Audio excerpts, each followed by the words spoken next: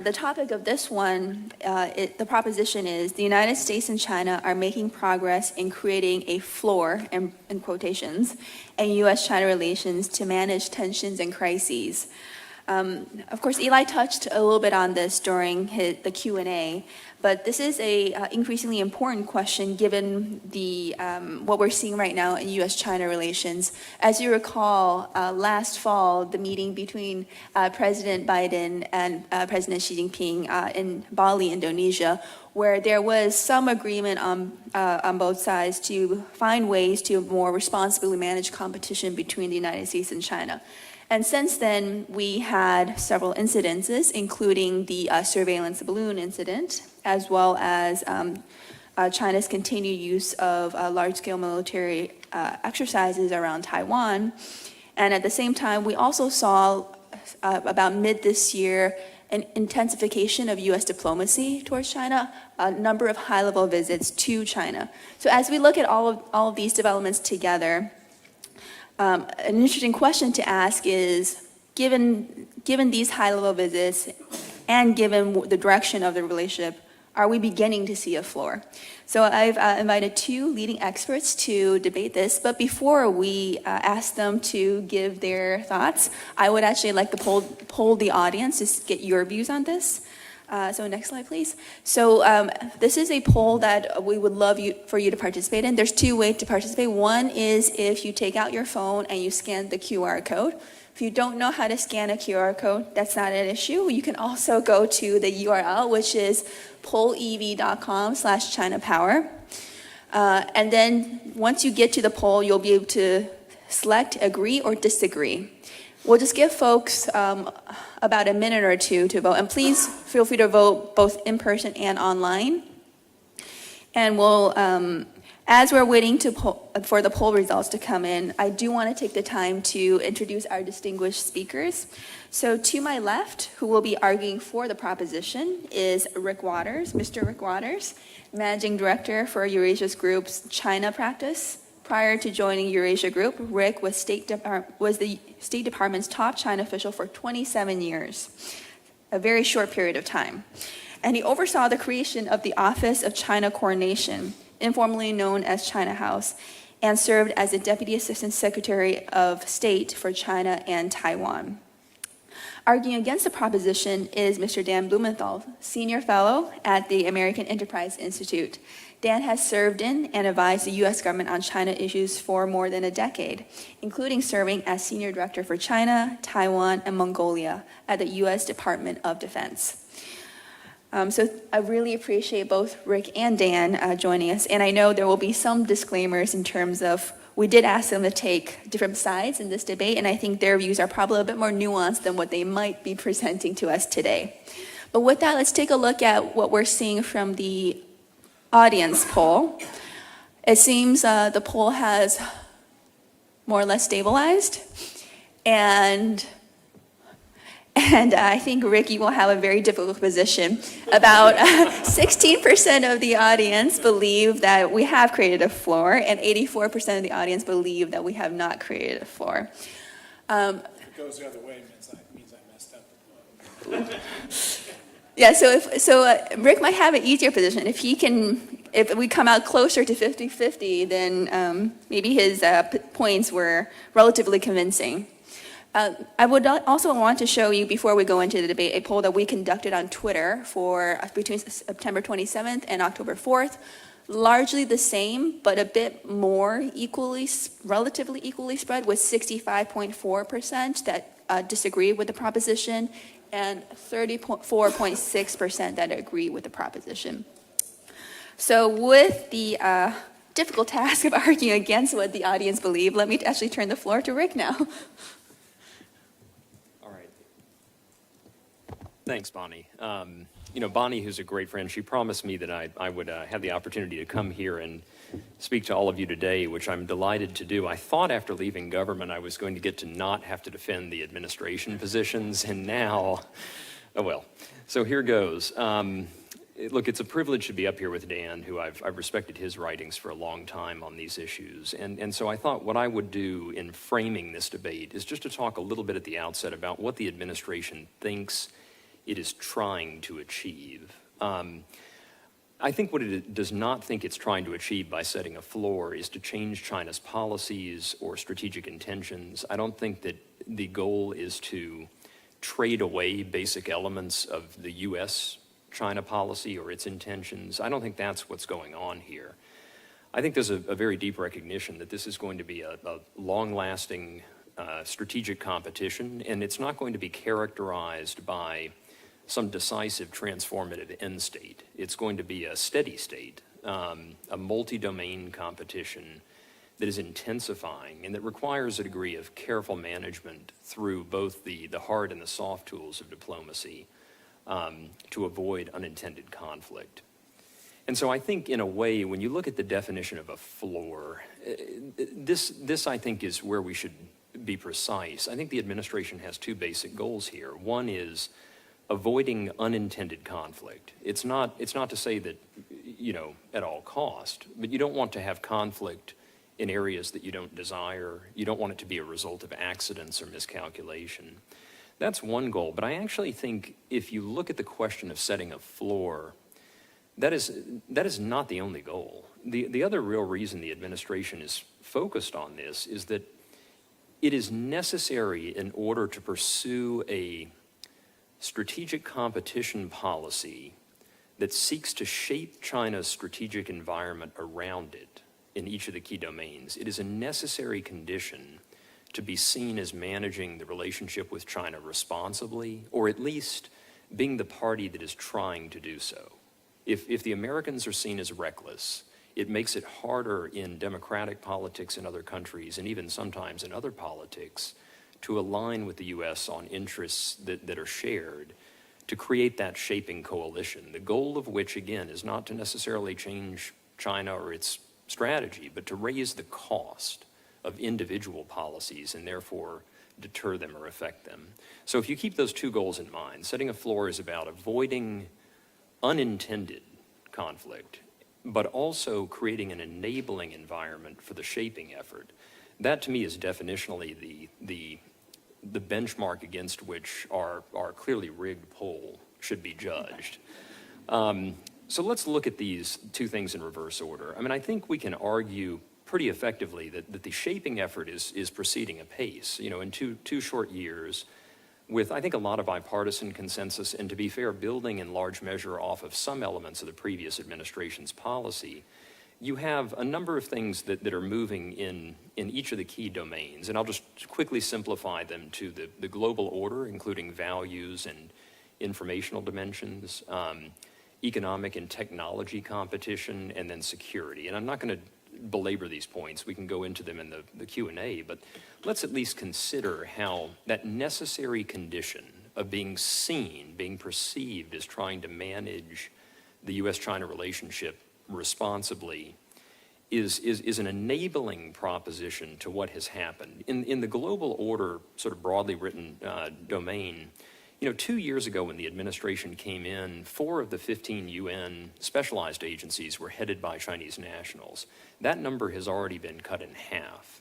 And I think beyond the UN and UN system itself, you have a very rapid emergence of a number of new structures, or the strengthening and repurposing of other structures in ways that are very fundamental to the U.S. pursuit of strategic competition. You can look at the revitalization of the G7 and its greater activism in shaping agendas on everything from cross-strait deterrence and peace and stability to economic coercion.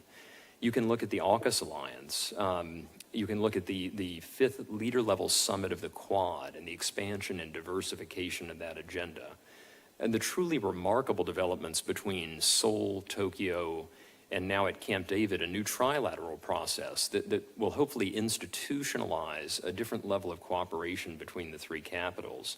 You've got a lot of activity in the Pacific Islands, including the 2 summit-level meetings that have occurred. And so again, I'm not going to go through all of the lists, but I think, we get a sense of the evolving geometry of the international order, and some element of which I really do think requires national governments perceiving that the Americans are not being reckless in order to align and support these initiatives.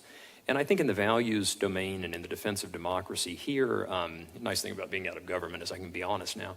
I think the challenges are much more profound, and I do worry that progress in this area is lagging, but I do think that the bipartisan Uyghur Forced Labor Prevention Act and its impact on everything from supply chains to awareness of the forced labor problem is quite profound both here at home and with allies and partners abroad. So that's the global order dimension that has been enabled by the perception, whether or not it's been fully successful, of setting a floor. In the economic and tech realm, I think we have a number of policies we're all aware of, but I think here the key point I would make is that the administration hasn't traded anything away in its pursuit of a bilateral effort to set a floor. I mean, the tariff structure is still in place. It is contributing to debates in C-suites about de-risking from China. The advanced technology realm is an area where competition has been taken to a whole different level with the advanced computing restrictions 12 months ago. And, if you believe the press reports, forthcoming modifications that could be upon us shortly. They're the legislation that's come forward, CHIPS IRA, the Infrastructure Act, but I think it's in the multilateral realm where we often overlook how profound some of the changes have been between the US and the EU through the Trade and Technology Council and now with India in the critical and emerging tech realm. So you get the picture. There's a lot going on that's enabled by a perception of responsible pursuit of strategic competition. And in the security realm, I think Eli touched on a lot of this already. So I'm just going to skip then to the second reason that one seeks to set a floor with China. And I think this is where we can end by having, a good debate about how successful the administration has or has not been. I think it's a bit simplistic to believe that you don't have diplomacy with your adversaries. In fact, I think in some ways it's even more critical than with your friends. But I think there are 2 points I would make just generally about the type of diplomacy that you have with the Chinese in this environment. One is that it doesn't look like the diplomacy with China 10 or 20 years ago. It's not big dialogue structures. It's, certainly not dinner parties. It's the use of unique features of the Chinese system, primarily senior level summit engagement with President Xi to then empower specific channels for specific reasons. And those reasons can often be extremely modest. It can simply be as modest as trying to avoid the Chinese system making up its own story of what Washington intends. And that goal is actually quite consequential. As we know, just 3 short years ago, the Chinese convinced themselves somehow that the US was on the verge of a sneak attack. You need channels to make sure that the other side is not making up its own definition of your intentions. So when I talk about the processes by which a floor is being created, it is admittedly not a very durable foundation, but it is a necessary one that requires the specific empowerment of the Chinese leadership through dedicated channels that, again, are not dinner parties or, scenes from the Netflix show The Diplomat, but more like 2 divorce lawyers fighting over how to not divide the kids physically. That's really the goal here. And I think if you agree with that very modest goal, then I think, my own sort of personal view would be that the administration has made some modest but fragile success. And it does not last for long periods before it's disrupted by a balloon or by external events. But the intention is necessary, and sometimes after an abrupt decline, things stabilize for a period, and that may be the best you can get. So I'll just end by saying that I think we have to really think carefully about what we mean by making progress and the definition of the floor and the purpose of this concept. Because I think if really, to me, the debate is almost a definitional one if you want to come to a conclusion about whether and how to judge the administration's progress thus far. So I'll wrap up there, and thanks again, Bonnie. Thank you, Rick. A very powerful opening statement. So, Dan, now the floor is yours. I'm going to ask.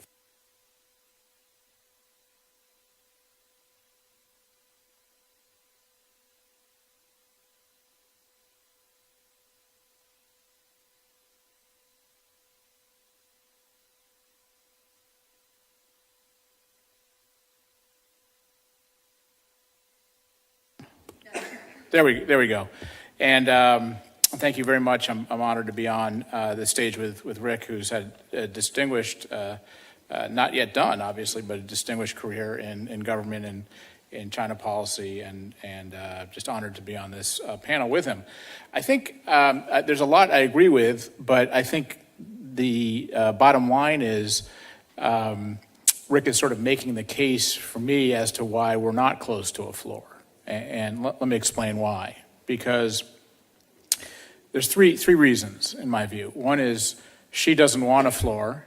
He has prepared China for what he calls the great and protracted struggle against the United States. What he wants is a sort of blanket acknowledgement of his core interests, and then perhaps we can talk. China doesn't believe we want a floor, and that's because of some of the initiatives that Rick so articulately described. And finally, we don't really want a floor. Besides that, we're close to a floor. What we really want to do, and I think Rick described it, is undermine China's attempts to expand its power and undo the current world order. We don't want a war, and I think we're trying hard to avoid a war, but we're not quite ready for a floor, in my view, and we're not being completely candid about that, I think, even amongst ourselves. So let me go to point one. She doesn't want a floor. So despite these kind of near-term economic difficulties clearly coming out of the 20th Party Congress, she is feeling very confident. These speeches about undergoing changes, great changes unseen in a century, he really believes the West is in an inevitable and terminal decline. The greatest feature right now of international politics is chaos. But he said, essentially that in this period of chaos, China can achieve great victories. And I don't think he leaves any doubt about what he means by great victories. It's great victories in his struggle with the United States. So he's really preparing China internally and externally for more what he calls struggle, more protracted struggle. This will be a period of struggle. The word struggle is used so often in everything from the party charter to the 20th Party Congress report and so forth. Prepare for struggle. So he believes we're in a period of struggle, not in a period of negotiating floors, and he believes we're sort of like this old lion who's about to die and has a couple more faint roars in it and maybe can cause some danger. Not as good an analogy as the divorce lawyers cut it, but we're really kind of this. We're on our last legs. We're dangerous, but we're on our last legs. But he can endlessly seize new and greater victories, as he said, in this period. This is what getting good at struggle has looked like. You heard some of it from Eli Ratner, which is more. This is an opportune time to flex military muscles in East Asia, purposefully take greater military risks, even seek military crises, so that you can reset what the new normal is. And the defense minister of China famously asked, why are you even in our periphery to begin with? What are we talking about? Why do we need to talk about floors or guardrails? Get out of our periphery, and then we'll talk. The other ways we're looking at great struggle right now is, this is a time that Xi Jinping is announcing new initiatives to displace U.S. initiatives that buttress the world order. He announced the Global Security Initiative with a very clear target of the United States world order, saying, the United States world order is what causes wars. The expansion of NATO, bloc politics, hegemonism, Cold War mentalities, that's what causes wars. He's going around the world saying, essentially, I support Russia. Russia had no choice but to counterattack because the United States used the Ukraine as a pawn, warning other countries, including Taiwan, not to be used as a pawn. And he's making that case right now, and he's making that case aggressively, and he sees this opportunity with the war in Ukraine as a way to pull more countries away from the U.S. orbit. He sees this as a time to broker such meetings as those between the Saudis and Iranians, very much, pointing out to us that we're weakened in the Gulf, and we made mistakes, and China is going to be the new power broker. Shore up Putin, host Assad, host Abbas, challenging us in every way possible, everywhere in the world at this moment. There are just very few signs that she is impressed by our power and sees our attempt at guardrails at anything but this sign of kind of the last gasp of the lion, so to speak. Number two is China doesn't believe we want a floor, and I think that's where Rick, I think, made the case very well. When China hears, Secretary Blinken speak about shaping the environment through which China will rise, what they hear is you're containing us. That's what they hear, and they say stop containing us. And it is absolutely true. The administration has made great progress in this, what I would call, containment coalition, or at least containment of its expansion coalition. The South Korea, Japan trilat is a great accomplishment. AUKUS is a great accomplishment. The fact that NATO is more interested than it was before in relations with Japan, and there's something of a global coalition forming, that is identifying China as a systemic rival. I think that really is the beginning of a counter coalition against China, and that's how China sees it, and that's how we see it. And so they don't believe we want a floor. And when Xi Jinping met with Anthony Blinken, he was very much in a mood to try to purposely humiliate him in terms of the way he arranged the seating and so forth. And that's very important, as all of you know, in Chinese strategic culture. Just who is coming as the ardent suitor, who's coming as the visitor, who's coming as the one making requests of the other one, and how are we going to be seated? We're not going to be seated as equal. Whereas in contrast to his meetings with Bill Gates and Elon Musk and Henry Kissinger, really made a point of downplaying and downgrading his visit with Tony Blinken. But he chided him, and he said, competition among great powers does not conform to the trend of the times, let alone solve America's own problems. It was a lecture. Don't come to me with, talking about competition and guardrails. Stop competing. It's not in your interests. And inevitably, you will lose. That's the other big message. Inevitably, you will lose. He talks about, in very ideological terms, that socialism will prevail over capitalism and so forth. This is not a man who is interested in seeking a floor. Wang Yi told Secretary Blinken, there's no way to turn back the wheel of history. In other words, the wheel of history is turning towards us in China. You're coming here as a supplicant, fine, but, stop this competition. Here's the price if you want to really talk to us. We have a price. And the price is stop hyping the China threat theory and the technological and other sanctions against us. Oppose Taiwan independence. Stop interfering in China's affairs. Now, those are not things that we can do or are interested in doing. Not a single one of them. In fact, we're doing the opposite. And that's will bring me to my next point, which is we're not really interested in the floor, at least at not the price that's on the table. And of course, Qinggang, before he disappeared, started railing against guardrails, railing against the guardrails and saying, guardrails, are you expecting us not to respond to attacks and slander? That's the kind of mood that Chinese high diplomats are in, which is you're coming to us to talk about guardrails while you slander us and you contain us and you interfere in our affairs and you don't oppose Taiwan independence. In fact, you support these separatists and so forth. And so that finally brings me to the point three, which is we don't really want a floor, at least not at the price that's given to us. We're not ready to back off from the diplomatic successes that Rick rightfully pointed out. There are quite a few diplomatic successes. We still have a lot of work to do to continue to build a coalition that counters China's aggression, that undermines its malign influence. We're not interested in meeting Wang Yi's demands. I would add to the other, besides the diplomatic and geopolitical groupings that that we talked about before that are very much seen as a containment coalition and in some ways are very much a containment coalition.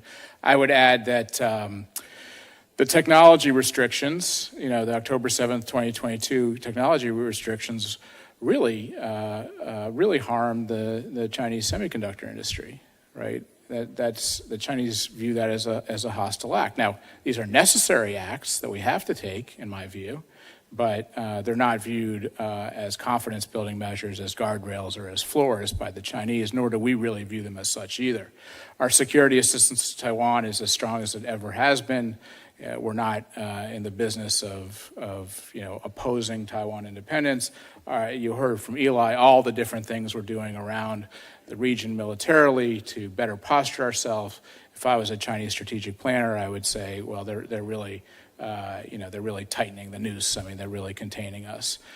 So I don't think, for any of these reasons that we're close to a floor. I think that I don't think we really truly want to be, if we were candid.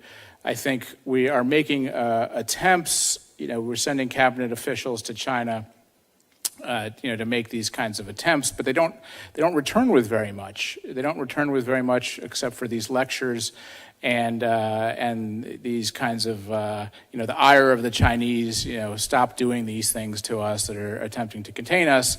And ultimately, Xi Jinping's very strategy, his very interpretation of the geopolitical time, is that it's time for struggle. The ascension of his loyalists and his security services in the 20th Party Congress is meant to batten down the hatches for struggle. He talks about struggle. We will see more dangerous military exercises. We won't see talks between the PLA and the U.S., and that's very purposeful. That's because the way the Chinese think that we will stop our operations around China is if they continue to behave in a manner so risky that we have to back off, or else we will get into some kind of unwanted conflict. Thank you. Thank you, Dan. Also a very forceful argument of why she doesn't want a floor and the United States doesn't want a floor. But maybe before I turn to Rick for your rebuttals, could I just ask for a quick clarification of what you mean by floor, Dan? I think you were using floor interchangeable with confidence-building measures, guardrails, basically ways in which the competition would be limited. But I just wanted to make sure that we get your definition too. Absolutely. So I was taking the definition that I thought was that essentially we can negotiate a position with China that where the relationship doesn't descend any further into sort of spirals of tension, and open up crisis communication and confidence building channels such that things like the balloon incident and other incidents, military incidents around China, should something get out of control, we have a way to talk to the PLA, and generally speaking, a loosening of tensions, a sort of détente. Great, thank you. So I think we have two slightly different definitions of how to understand the floor, but hopefully in the rebuttals we'll start converging the two definitions, and we'll have more of a direct response from both ends. So Rick, over to you. Thanks. I think Dan makes a lot of good points in his presentation. I'll come back to just a few thoughts real briefly. One is, again, I said at the beginning, nobody's going to make the argument that Xi Jinping's going to change his views. I mean, I spend too much time reading People's Daily and get great enjoyment out of the daily imploring to struggle, the speeches about securitization of the economy. I mean, these are real things, and no one is going to debate that. But what I do think is a little bit different, at least in the short term, is that things in China are difficult for the leadership right now. And I don't expect the rhetoric to change or the long-term strategy, but the short-term strategy right now is to put out fires and deal with a mess inside the leadership. I don't want to take that too far. I think we all have to be modest in our understanding of particularly the inner circle leadership dynamics. But this is an environment in which I would imagine if you're sitting in Zhongnanhai, you're getting frustrated at being blamed for a bunch of legacy economic issues that your own policy prescriptions are not going to solve, and your new state councilors are running into problems, shall we say, that are taking up a lot of your time as well. And, so in a way, the fact that the leadership may not want new external headaches in the short term is a source of modest leverage. I don't think we should overstate that. But I think where you see this playing out, and it's subtle, but it's also in the language, is that 10 years ago, when you would prepare a U.S.-China meeting, there would be a very maximalist definition of what a floor entailed. It would be like a G2 condominium arrangement, new model of great power relations. Let's collude together to solve the world's problems by one side's definition, perhaps.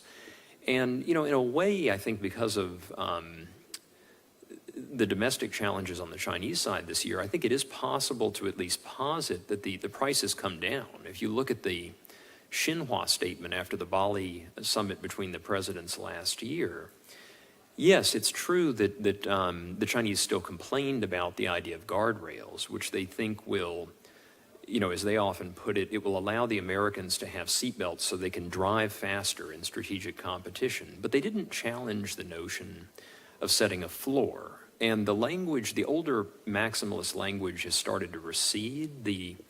In some ways, they have actually internalized and repurposed aspects of the U.S. propositions that focus much more modestly on the goals I laid out at the top. Avoiding unintentional conflict is one of them. And, I think that, I don't want to overstate the point, but I do want to just point out that I think if you look carefully at the language, there are hints about a desire on the Chinese side for short-term stability. But I think Dan is absolutely right to say that that desire for stability comes at with a very little willingness to pay much political cost, and that's a real challenge. The second thing is that, I think there are some indications of where a floor is being set in practical ways. It is true that with the balloon and with the Speaker Pelosi's visit last year, mill channels were frozen. They're gradually reopening quietly, but I've never really viewed the mill channels as the ones that will play much of a role anyway on issues like that. I was in Beijing for both the accidental bombing of the Chinese embassy in 1998 in Belgrade and for the EP3 crisis in 2001. And, watching those chapters in history from the sidelines or from a very junior role in the embassy, it was clear that the only channels that will ever exist in a crisis will likely be the ones approved by the party after they have deliberated the principles of their response, and those will probably be foreign ministry channels or maybe back channels, but the PLA is very seldom the channel for resolution or management of a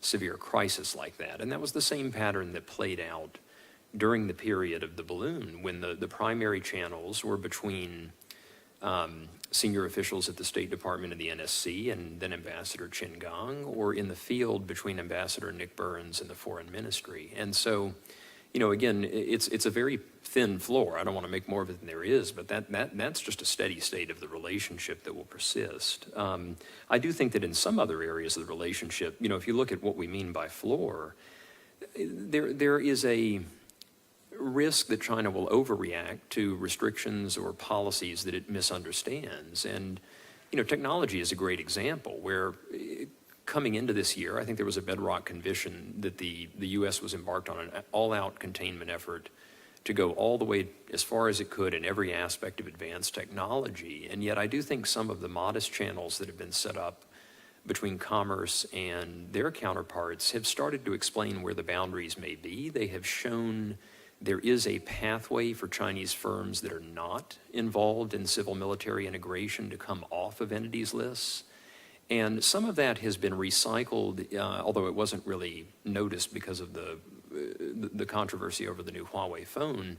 It's been recycled even into the official Xinhua releases, where they take Gina Raimondo's assurances that the goal is not to block China's economic rise, and they start to put those out to their own population. So again, these are very modest areas in which, on the military side, on the crisis management side, and on the technology side, there are indications of a sort of short-term stabilization. But the final thing I'll say is that, I think part of why I'm so focused on the definitional question here is that even implicit in the premise of this debate, I don't know that, I would really agree with the idea that the goal is to manage tensions. There are going to be tensions. That's fine. The real issue here is to make sure that where there are tensions, they are a product of deliberate strategy and that they don't produce unintended escalation or crisis. And I think if by that goal, by that definition, we look back at the last year, I still think on balance, the strategy has been successful, because if you look at what it would look like without channels, without an effort to actively manage, and without some near-term tactical desire from the Chinese for stability, I think what would have been possible were spirals in areas of the relationship that we could have hardly predicted or foreseen, but that could have been consequential and that could have undermined all of what I started off with at the top, the effort to convince allies in the region and elsewhere that the U.S. is trying to manage the relationship responsibly. Thank you, Rick. Before I turn to Dan, let me just make sure that we're capturing your definition of the floor. You mentioned that it's about avoiding unintentional conflict. And then I would add maybe the examples you raised later, there was also another addition to your definition, which was, it seemed to be reducing PRC misperception and inflation of the U.S. threat. Yeah, and I think we could even add a third part to it, which is creating the perception with allies and partners that you were trying to do this. Because that may not mean that you've achieved the goal. It might just mean that you're not the one blamed when things go wrong. Thank you. With that, Dan, over to you. Again, I just don't see, even according to those definitions, room for very much progress. I think what we're going to see in the next few years, particularly if the election goes in a certain way on Taiwan, is actually more attempts by China to actually deliberately create a crisis-like environment around the Taiwan Strait. To when you puncture ADIS and median lines at this rate, purposefully, deliberately, as part of your strategy of cognitive warfare, you're not looking to tamp down military crisis. You're trying to say that if the other party actually reacts, there will be a crisis, so don't react, right? So I think this is structurally a clash of grand strategies.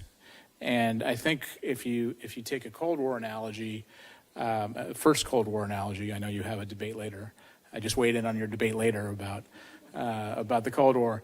But the Soviets and the U.S. could get into some form of a detente and tactical floors and managing tensions when they both decided they weren't going to go to war over Germany. But we're not even there with China. China, in our view, still very much is holding out the possibility of going to war with Taiwan, against Taiwan.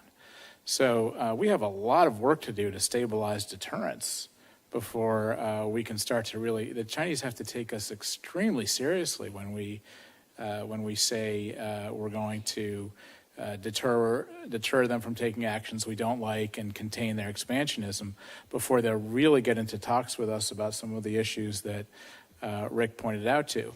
So I think we're in a protracted period of crises on purpose. The Chinese want to create crises.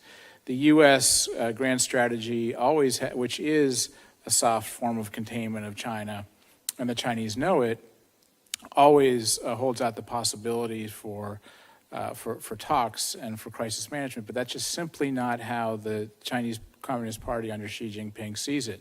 Again, the position is stop doing what you're doing, stop interfering in our internal affairs, stop exercising in this way around the region.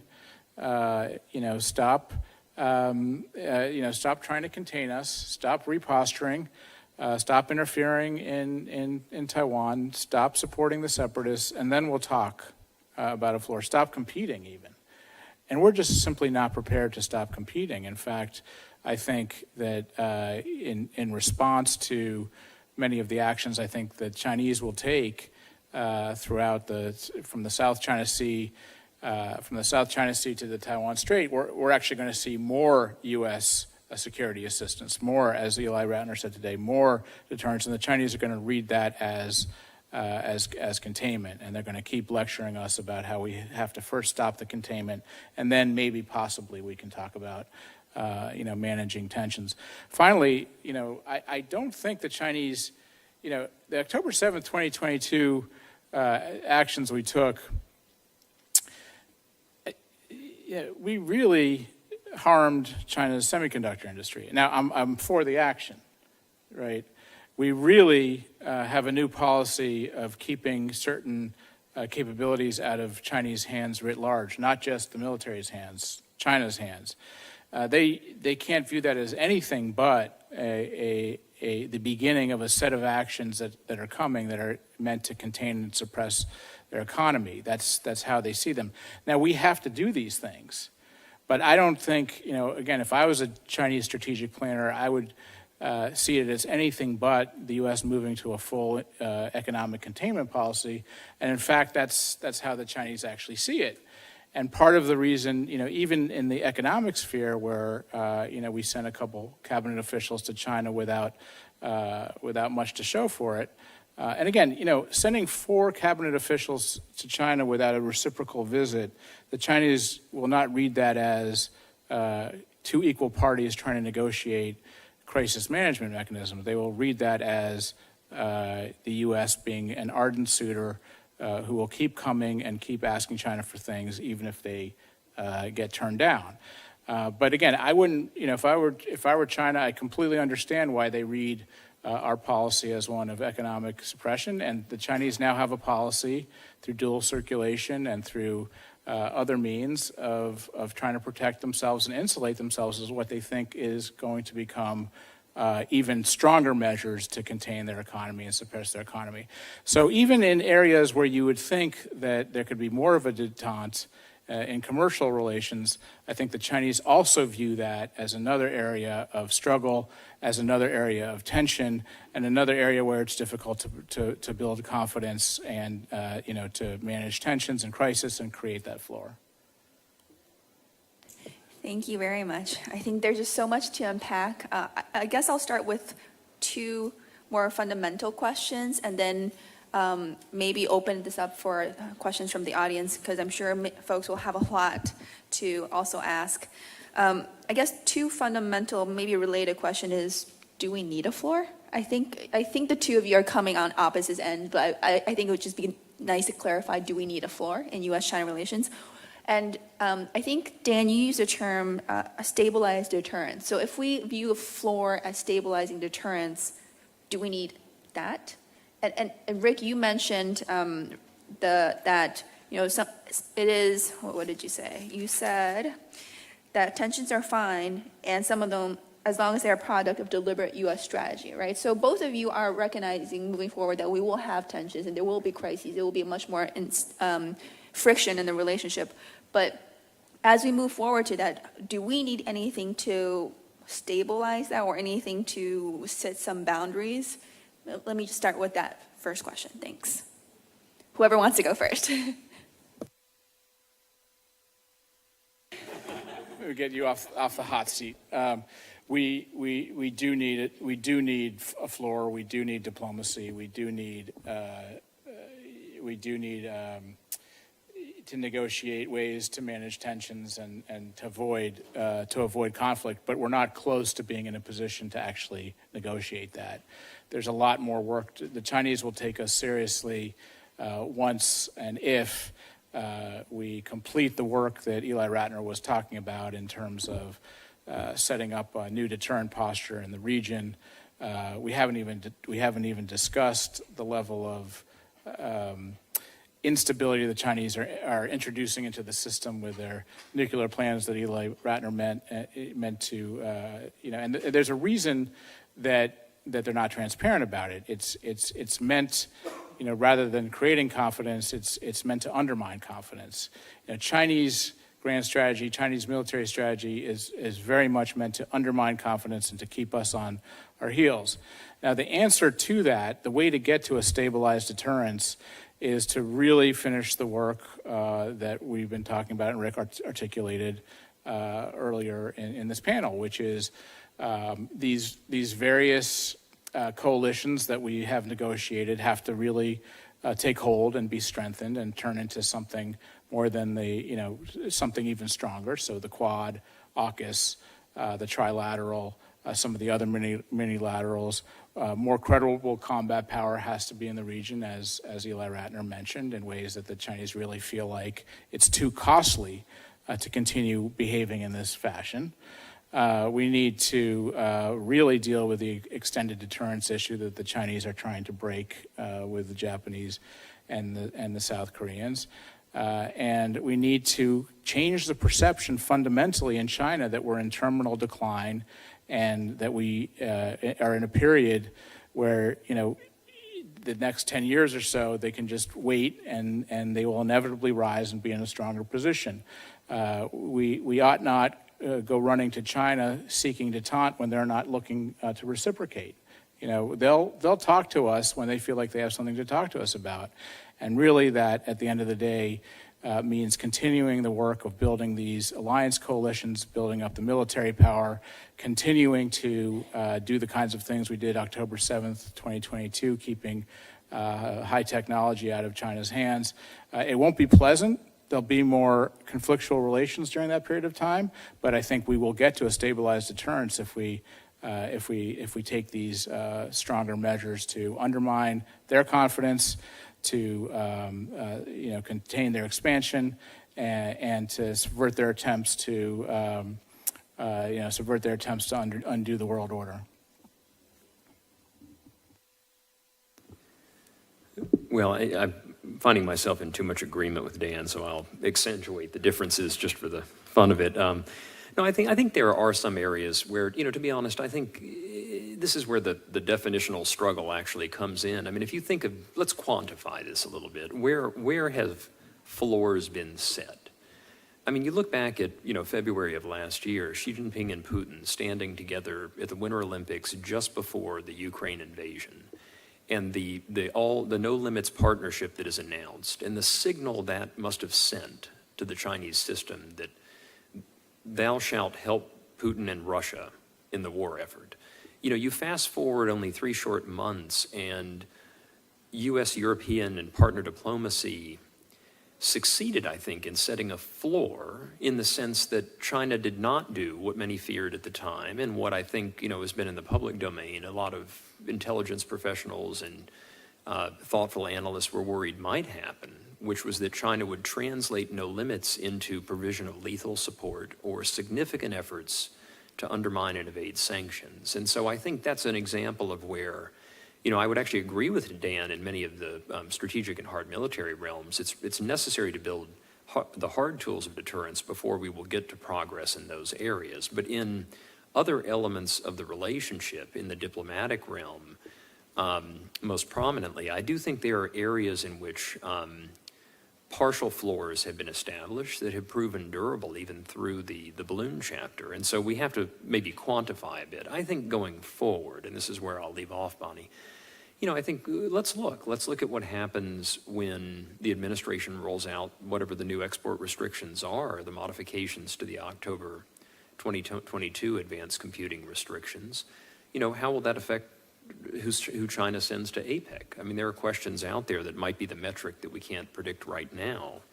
But I do think that one of the questions that I will be looking at the most closely is there has been a bit of a modest floor of sorts in how the Chinese play in our domestic politics. And, in 2016, there were debates in Beijing when I was there about should they go a bit beyond the propaganda onslaught, the generalized effort to erode perceptions of U.S. democracy to actually play in the Russian-like interference game. I hope that doesn't happen, but I think that there are flaws in some of those areas about how China plays in our politics that could be fragile but still persist. Great. Thank you very much, Rick and Dan. I do want to make sure that I'm leaving some time for Q&A. So we have about 15 minutes for questions before we will return back to our final poll of the audience. So please raise your hand if you have a question, and we will have rotating microphones for those who are here in person.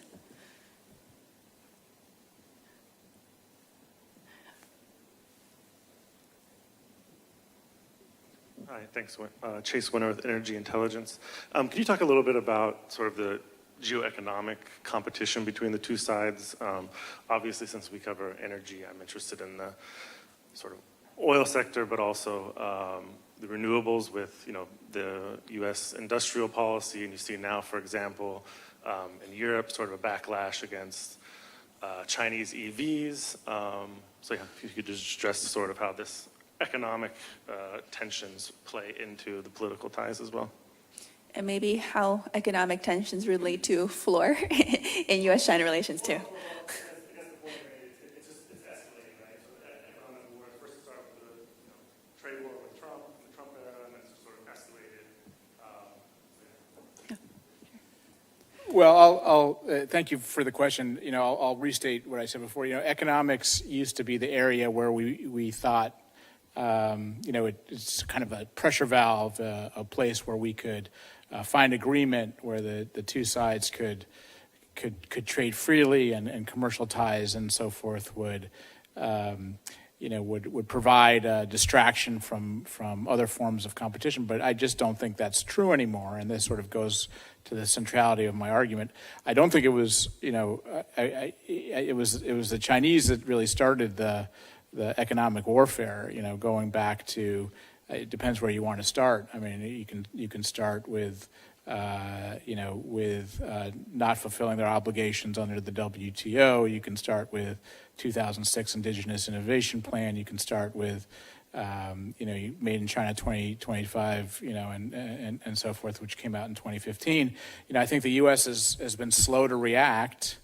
Very slow to react to a number of things that did great harm to our economy, great dislocations in our labor force, massive theft of IP. You all know the story very well.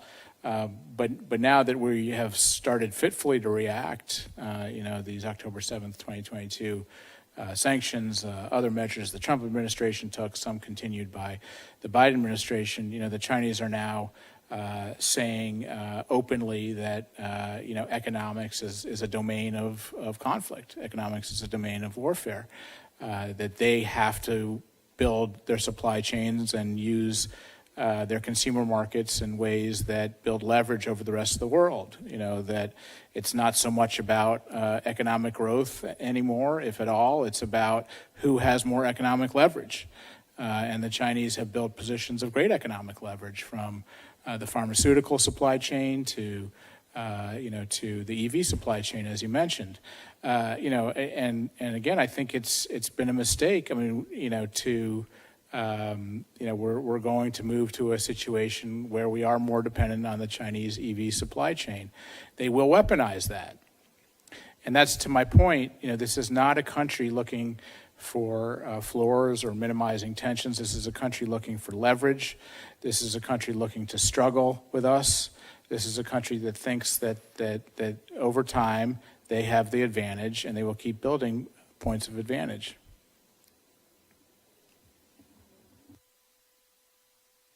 Great.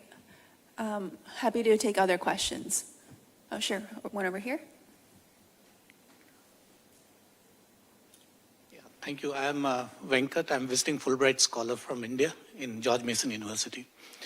So, this whole question of floor is intriguing to me, because invariably the Chinese would see the Americans as, determining where U.S. would cooperate and where U.S. would not cooperate.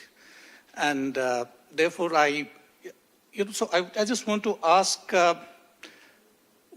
is there a need for a floor to be created, number one? Because in the process of creating this floor, you're acknowledging, the growing Chinese presence. And most importantly, I would like to know, Rick's opinion, that is this floor,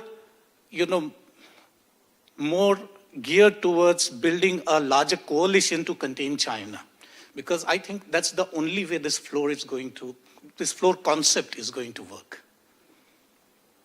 I don't think, one-to-one bilaterally is going to work. It's only going to strengthen China. So thank you for the question. Maybe I could sort of package the question a little bit, because we kind of did already answer the question of do we need a floor, and both had weighed in on that. But I think we were also talking about stabilizing deterrence in different periods, right? I think Rick is talking more about the current period, and I think Dan was talking more about projecting more into the future. Once we have those capabilities, what would happen? So it might be useful if either Rick and Dan want to weigh in on, like, what do we need to do between now and 5 years from now when we don't, hypothetically when we don't have the capability we need between now and 5 years from now. What do we need to do if we're facing a China that is, as Dan and Rick, I think you're both on the same page, a China that is more willing, more risk-taking, more willing to use military force, more willing to think about leveraging crises for its advantage? What happens in that space? Yeah, the more I hear us talk about a floor, the more I remember I used to work on Arab-Israeli issues for years, and we used to always talk about window of opportunity. And I once thought, so what does that even mean? You go in a door, not a window. Maybe that was the problem at the beginning. So maybe floor is kind of the wrong way of looking at it. Look, I think in a way, where Dan and I are converging on a lot of these issues, to be frank, is that you negotiate from a position of strength. You can choose to use negotiating channels for a variety of purposes, but they're not a goal in and of themselves. And that's why I think it's useful to frame this by domain.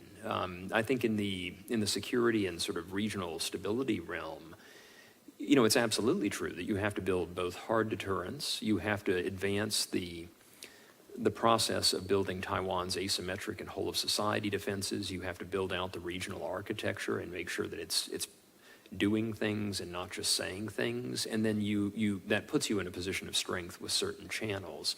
In the economic realm, it's absolutely true that China's state industrial policy and this concept that you transition away from an investment-led growth model in the property sector to one that is much more derivative of new technologies in the EV and battery and clean energy sector. That is going to create massive overseas dislocation and oversupply and all new frictions that have to be managed, and therefore you need a comprehensive strategy of building your own strength in industrial policy. You need a trade strategy that includes a market access component in the Indo-Pacific region. And I think that's one area where the administration has not been very successful.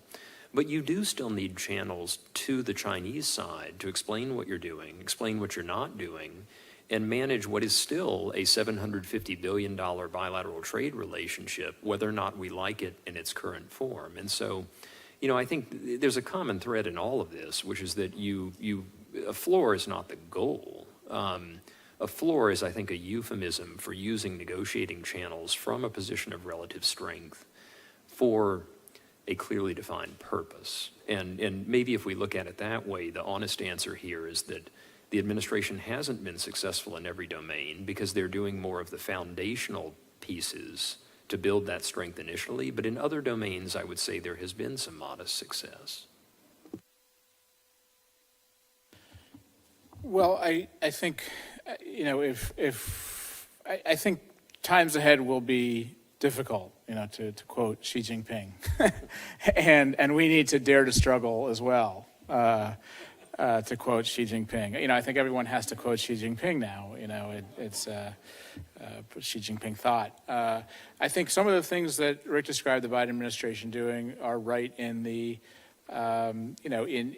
in that realm of they are not being afraid to struggle. These institutions they're building up, some of the economic actions they're taking, deterrent posture, although, there needs to be more in that area. Look, it's critical. It doesn't the other thing I would say is it doesn't have to be far into the future when the Chinese reverse themselves and don't see us as kind of begging them for floors and detente.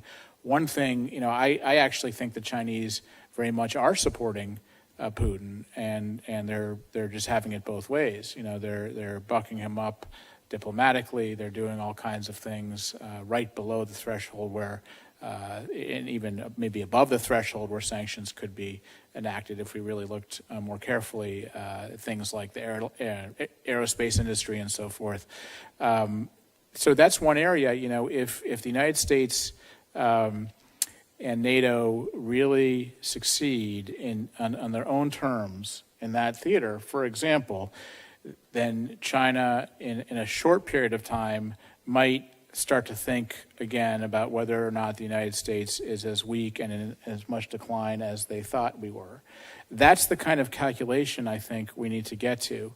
Undermining Chinese attempts to coerce, and as they say, evoke psychological terror in the Taiwan populace. Undermining that, I think would go a long way to showing China that we meet our commitments. We are going to meet our commitments.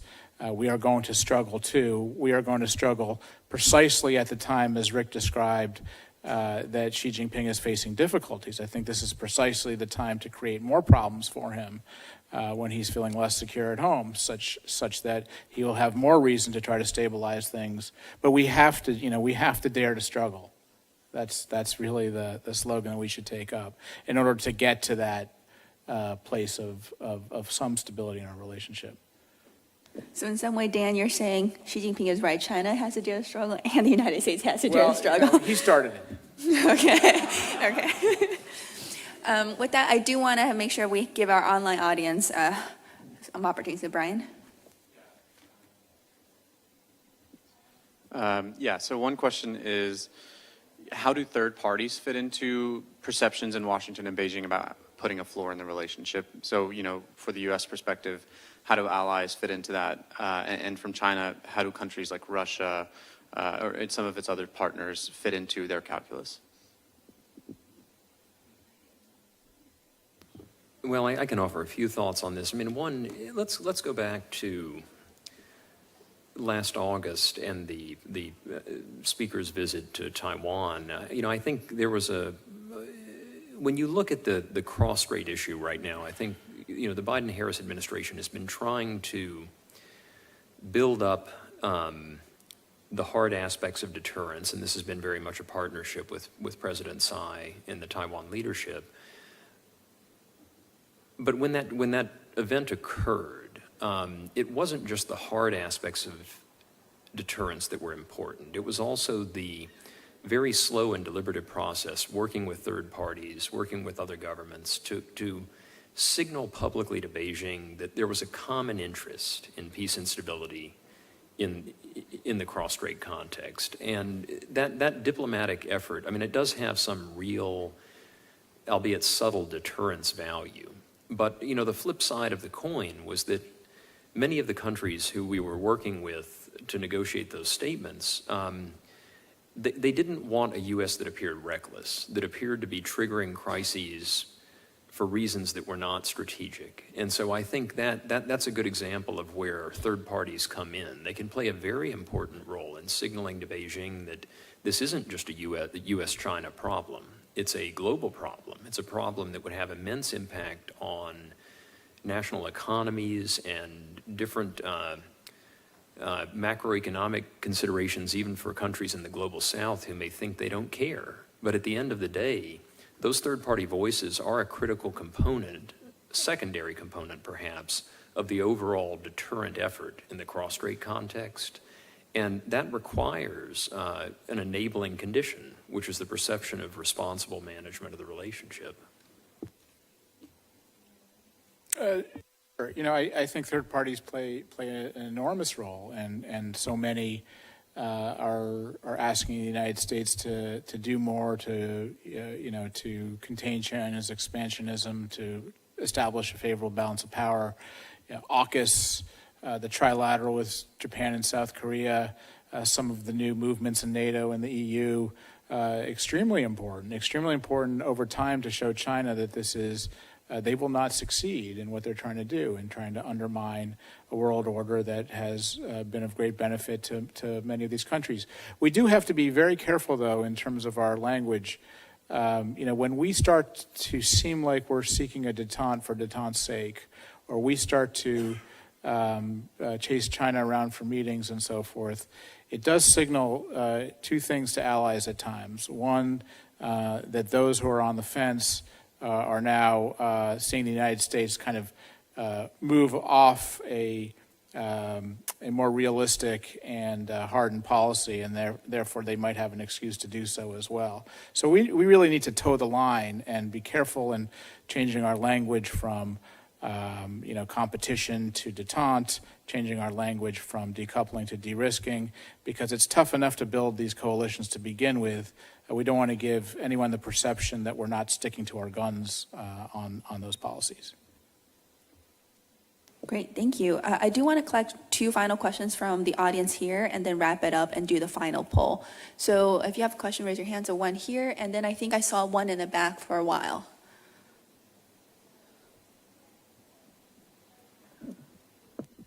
Hi, Lydia from Brunswick Group. I just wanted to understand how should we consider the evolving U.S. politics in this debate proposition, especially since, Rick, you mentioned this is a long-lasting kind of competition relationship, and Dan, you mentioned that it's very important to strengthen coalition, but how will our allies look at our internal political scene, and how will that play into this proposition?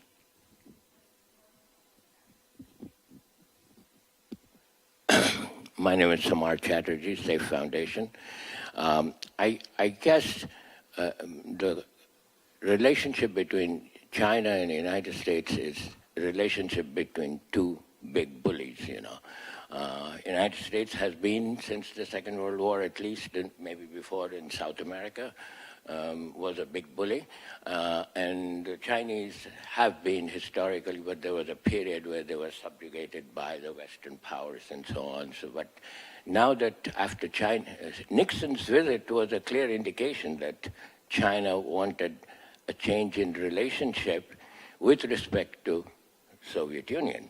And therefore, they were using the United States, and the United States was using China against the Soviet Union, as well as India, both. That was because India told the United States, please don't visit China, don't create a relationship.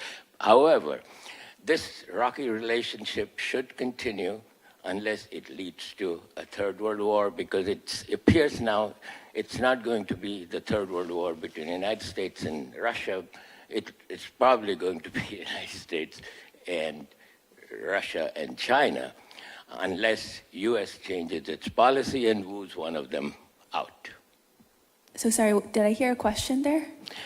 Yes, I don't think there is a solution other than keep bullying each other and finding ways, because you've got to live on the same earth, so you cannot keep fighting. You've got to come to some agreements, and China knows that there is not going to be just pick and choose.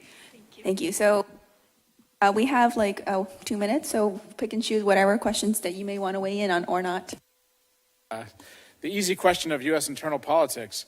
I think President Biden is correct about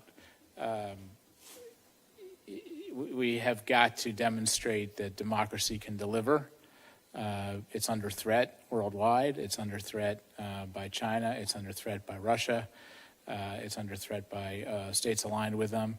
And, I have confidence that we will work through our own domestic ills, but we have got to show, that democracy delivers the way that authoritarian governments claim to deliver. And I think we do have an opportunity here, because China's economy is not delivering in the ways that they're, sort of going around the world and touting to say that, look, the democratic capitalist model still really delivers better than the authoritarian, socialism with Chinese characteristics model.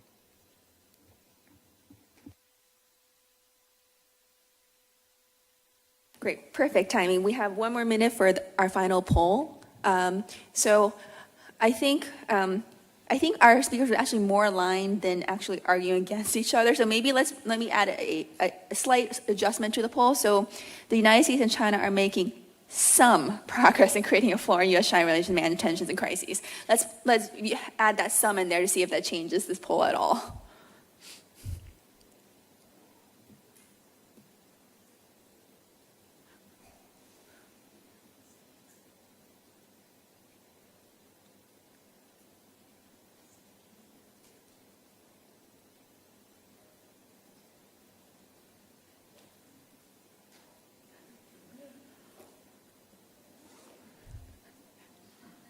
This is very interesting. So I think most people agree that we're not making too much progress. So I think they're very much aligned with both of you. And I think they also, however, are seeing maybe some hopeful elements of there. So I would commend you for both having an excellent debate and both presenting very forceful arguments. So thank you both very much. I call this I think this is a draw.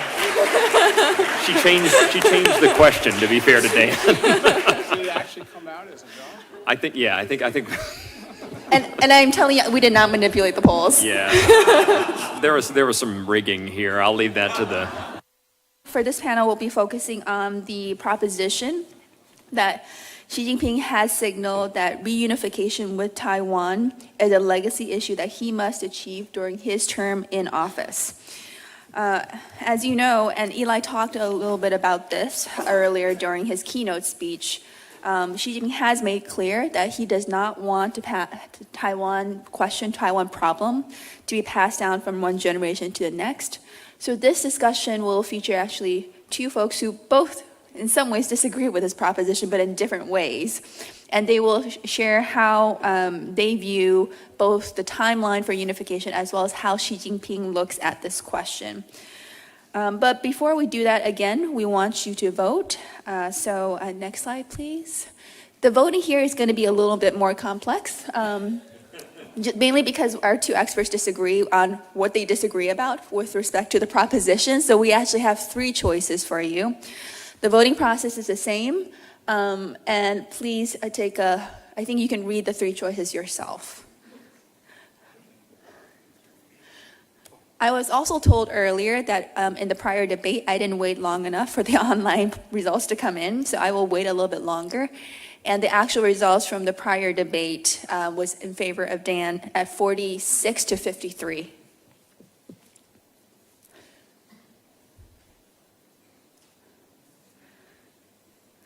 Okay, while we're waiting for the poll, let me introduce our 2 speakers, and I'll introduce them in the order that they are presenting. So our first speaker is Ms. Bonnie Glaser, Managing Director of German Marshall Fund's Indo-Pacific Program.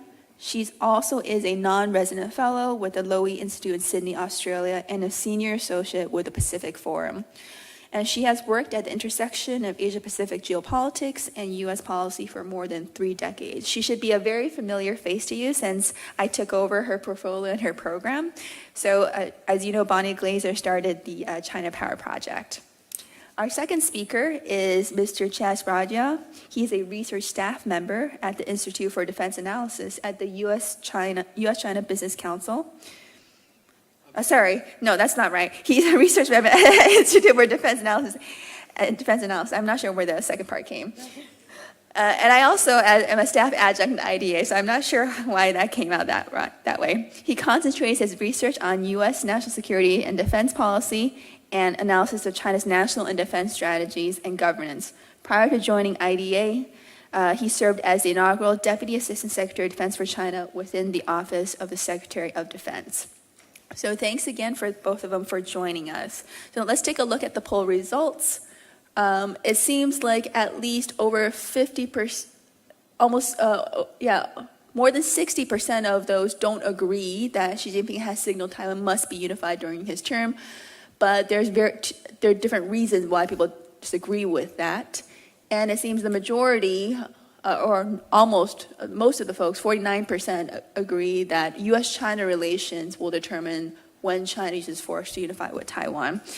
So I think you're in the same situation as Rick, in a more difficult position. So Bonnie, let me turn to you first. I think Bonnie will argue for more of the position that Xi Jinping has not signaled Taiwan must be unified during his term. So Bonnie, over to you. I think you'll probably find more agreement than disagreement between me and Chad. But first, I'd like to thank Bonnie Lin for continuing to hold the annual debates on crucial questions related to Chinese power and for all the fantastic work that she and her colleagues are doing at the China Power Project. And second, it is an honor to share the stage with Chad Sabragia, who is really among the best scholars on China and for whom I have enormous respect. So I am arguing against the proposition. In other words, I maintain that Xi Jinping has not signaled that reunification with Taiwan is a legacy issue that he must achieve during his term in office, and we, of course, don't know how long that will be.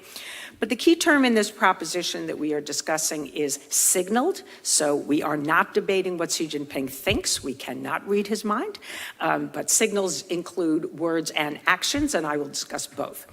So the first point that I want to make is that it is essential to pay close attention to what Xi Jinping says about Taiwan, and it's necessary to compare his statements with what his predecessors have said. We need to identify what is new and what is not. Much of what Xi Jinping has said about Taiwan has been said by previous leaders or published in party or government documents that were issued before Xi Jinping came to power.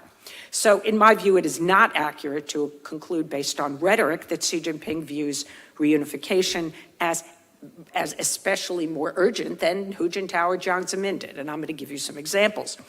Xi Jinping has said, Taiwan is an inalienable part of China. This has been included in the 1993-2000 white papers. He's warned, of course, that he would not rule out the use of military force. And Jiang Zemin, even as far back as his 8-point proposal on Taiwan in 1995, issued warnings that military action would be taken if there were concrete moves to secure Taiwan's independence.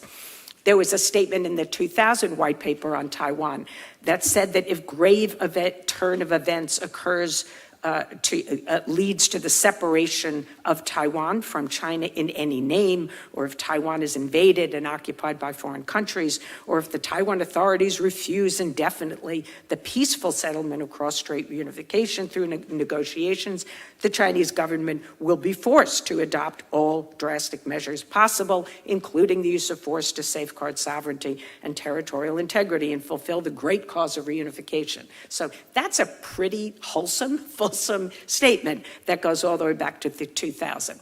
Most of you would be familiar with the anti-secession law, 2005.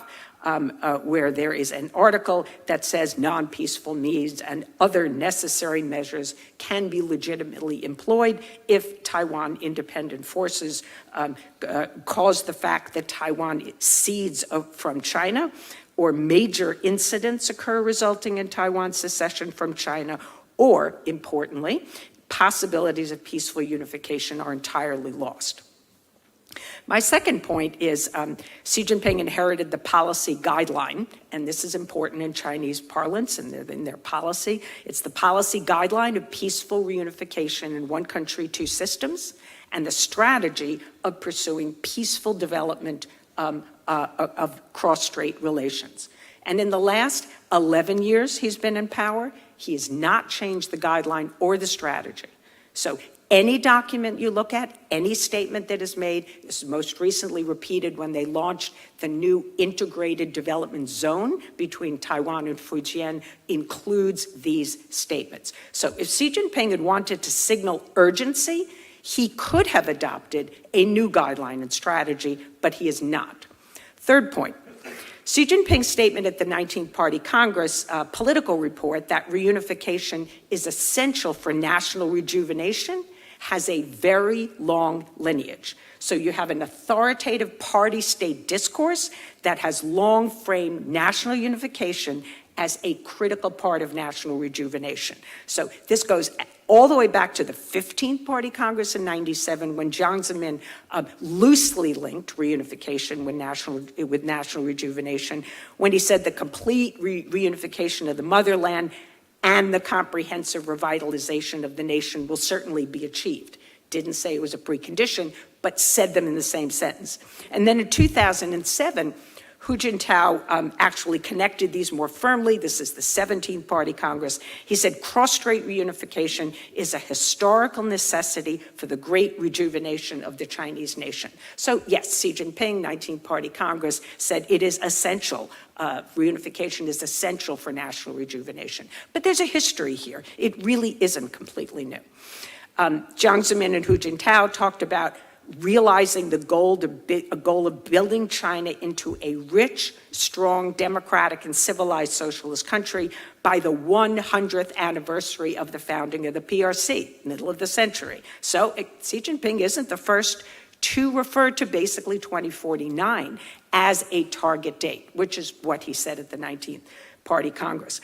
And interestingly, Xi Jinping has deliberately stuck with the same target that his predecessors have set, right? So Xi Jinping will be 96 years old in 2049. He probably, according to actuarial tables, will not be president of China. I probably shouldn't say explicitly where he might be.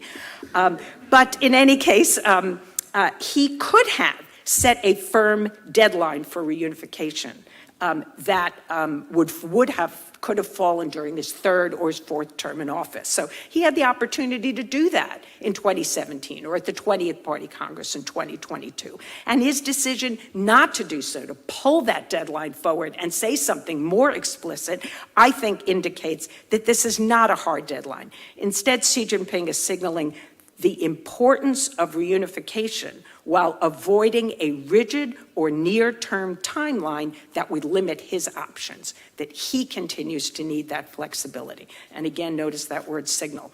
Okay, fourth, some people cite Xi Jinping's statement that differences across the strait should not be passed down from one generation to the next as signaling urgency. So I was not here to hear Assistant Secretary Ratner's statement, but a lot of people in our community of experts and particularly people in the intelligence community and the Defense Department do cite that. So this is my view.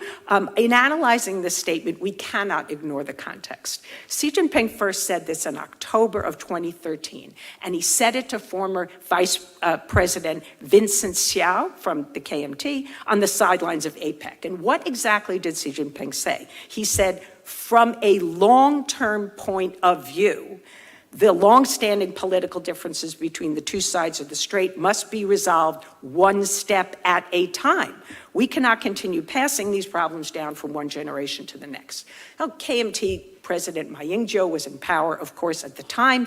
This was a period of relatively positive cross-strait relations. It was before the Sunflower Movement, when the students took control of the legislative yuan and they opposed the signing of the Cross-Strait Services Agreement. So my view, Xi Jinping's statement was not intended at that time as a threat, but was rather an appeal to continue to improve cross-strait relations step by step. Xi Jinping repeated this once, January 2nd, 2019, in the message to Taiwan compatriots, the only comprehensive speech Xi Jinping has made. And so, my guess is the speechwriter in China, probably not too different than it is in other places, that the speechwriter probably pulled together prior statements, and this was among them. Xi Jinping hadn't said very much up until that point, and it survived the cutting room floor of whatever else was cut from that speech. This statement is noticeably absent from the white paper on Taiwan that was issued in 2022. It was not included in the political report to the last Party Congress. So again, in my view, Xi Jinping is signaling certainty about the final outcome. Reunification must be achieved eventually, but he attached no timeline to it. Xi Jinping has not said that his generation has to solve the problem of Taiwan once and for all. So let's be clear about that. Okay, two more quick points. 5, what's the significance of the year 2027? So 2027 is the 100th anniversary of the founding of the PLA, and it carries important symbolic significance. The U.S. intelligence community has told us, Xi Jinping has instructed the PLA to be capable of taking Taiwan by force by 2027. But it also emphasized that we hear from our intelligence community that this is not a statement of intent. So Avril Haines, Director of National Intelligence, told Congress, we continue to assess that even with respect to Taiwan, that China would prefer to achieve unification by peaceful means as opposed through the use of force. And General Milley very explicitly said Xi Jinping wants to acquire the capability to seize Taiwan, but there is no evidence to conclude that Xi has an intent or has made a decision to invade Taiwan by 2027. There's numerous examples of Xi Jinping telling the military to get combat ready. And although I don't have time to make this case today, I would argue that Xi Jinping has low confidence in his military to take Taiwan today, and that he recognizes that the risks of failure are very high for him and for the legitimacy of the Chinese Communist Party. My very last point goes to the issue of actions, and Xi Jinping has clearly given a green light to the PLA to conduct military activity close to Taiwan on almost a daily basis. And the PLA is holding military drills that are obviously aimed at preparing for a blockade, an invasion, other potential contingencies against Taiwan. So does this signal that he's urgent to achieve reunification during his tenure in power? The PLA has been instructed to acquire capability. It needs to hone its skills. And if China's military threats are not credible, deterrence will be weakened. And I think Xi Jinping knows that. China needs to demonstrate resolve and signal that there are red lines that should not be crossed. And I think that is one of the goals of conducting these military activities. And finally, those are the messages these are the messages that Beijing is sending. It's not that it is urgent to achieve reunification through the use of force. So in sum, Xi Jinping has not signaled that reunification with Taiwan is a legacy issue that he must achieve during his term in office. Thank you, Bonnie. A very Sorry strong about that. arguments, and I love how you numbered your arguments so we could easily follow them. So Chad, over to you. I think in some ways you and Bonnie agree that you both disagree with the initial proposition, but in different ways. Yes. First, I'll have to thank CSIS for hosting the 8th Annual China Power Conference.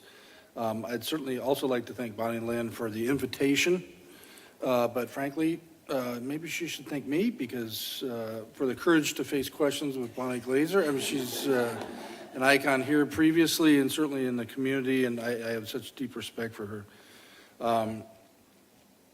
I think I'd rather face the PLA in negotiations, perhaps.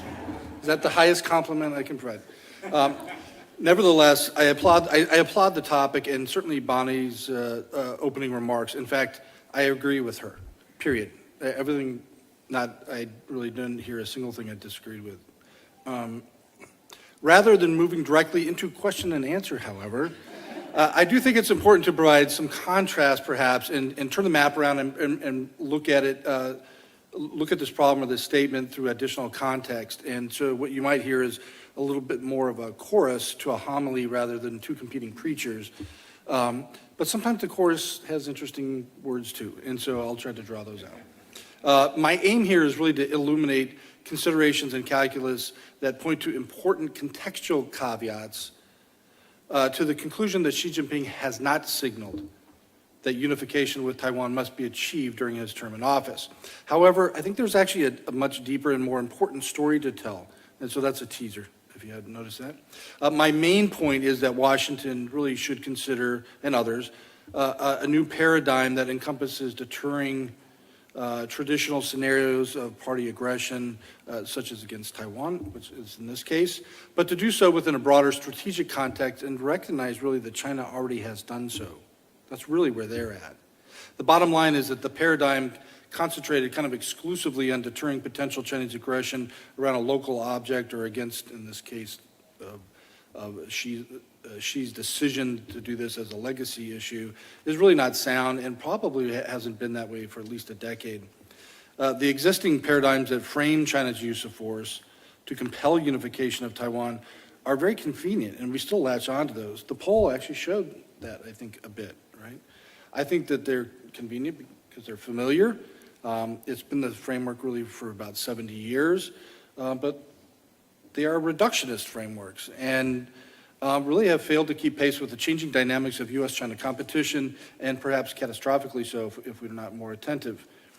Before I get to this argument, though, it's important to offer, I think, 3 caveats to the main question, so I stay on topic and don't get too rambling. Has Xi signaled that unification with Taiwan must be achieved during his tenure in office, term in office? Tenure, I guess, is better. No. But there's a but here, right? I think there's important buts, and I'll try to bring those out. Honestly, either a yes or no answer may be ill-advised because they associate the risk to kind of a temporal marker. And I think this is something that Bonnie was raising specifically, which is when the truth is that China's choice is very clearly conditions-based, at least up until mid-century. Right? If we assume that there's a temporal marker, it really kind of paints a false picture, that danger is at some point in the future, and until that point, there is lesser danger or no danger. Right? Conversely, if we reject that Xi seeks unification during his tenure, it may paint a false picture that he won't use force in order to buy time and kind of amass the power for some successor down the road. And so I just find, frankly, the truth is that we risk conflict today, tomorrow, and the danger, frankly, mounts every day as we approach mid-century, really unless a major change of a condition occurs. But it's the timeline's the problem, rather than understanding as a conditions-based. So there's 3 kind of caveats I'll try to tease out or help support that. First is the caveat of preventing permanent loss of Taiwan, which Bonnie raised. Although Xi has not set a requirement to unify Taiwan during his tenure, China will act militarily to either prevent permanent loss of Taiwan or if they conclude, the party concludes or Xi concludes, the trajectory toward unification is substantially degraded, as the party says, off-track, which is likely a key element of Taiwan's strategy as the party has recently kind of reformulated in the last few years, consistent with its past, as Bonnie noted. Some conditions are codified in PRC law as non-peaceful obligations to unify if events arise that could lead to Taiwan's permanent separation from China. Washington, in this light, cannot assume that if Beijing perceives trends which point to a permanent loss of Taiwan, that China will be restrained from undertaking military action simply due to an unfavorable correlation of forces or even faced with damaging long-term consequences to its developmental interests. I recall very clearly PLA communicating to us at this very point, which is don't assume that because we conclude that we will lose, that we won't go. Okay? And so that's a caveat to this clause that we're discussing. This is one reason why the connection between Xi's tenure or markers like 2027 or 2035 PLA modernization goals and a party decision to use force against Taiwan are really kind of false indicators. China will use force whenever permanent loss is at stake. That's one condition. Second is the caveat that mid-century unification is an imperative. Party Congress reports and other authoritative statements consistently associate the unification of Taiwan, Hong Kong, and Macau with a basket of goals that altogether compose the party's mid-century end state. And Bonnie talked about that, I think, very clearly. But I'll highlight that actually generates a very unique condition. Specifically, unless peaceful arrangements are reached by the people of both sides of the strait, conflict is by definition inevitable. This implication is that the party's imperative establishes a timeline for conflict that progressively displaces crisis prevention approaches by Beijing and Washington and Taipei and others as 2049 approaches. And perhaps worse, really kind of drives Beijing to pursue military modernization and national coercive power that compounds risk of crisis. So every day that we move forward, this problem set just gets worse. It doesn't get better. And the one disagreement I would have with the keynote address this morning is conflict not inevitable? Well, I think we would hope not, but I don't understand in this logic of why it is not, barring some unforeseen change of condition.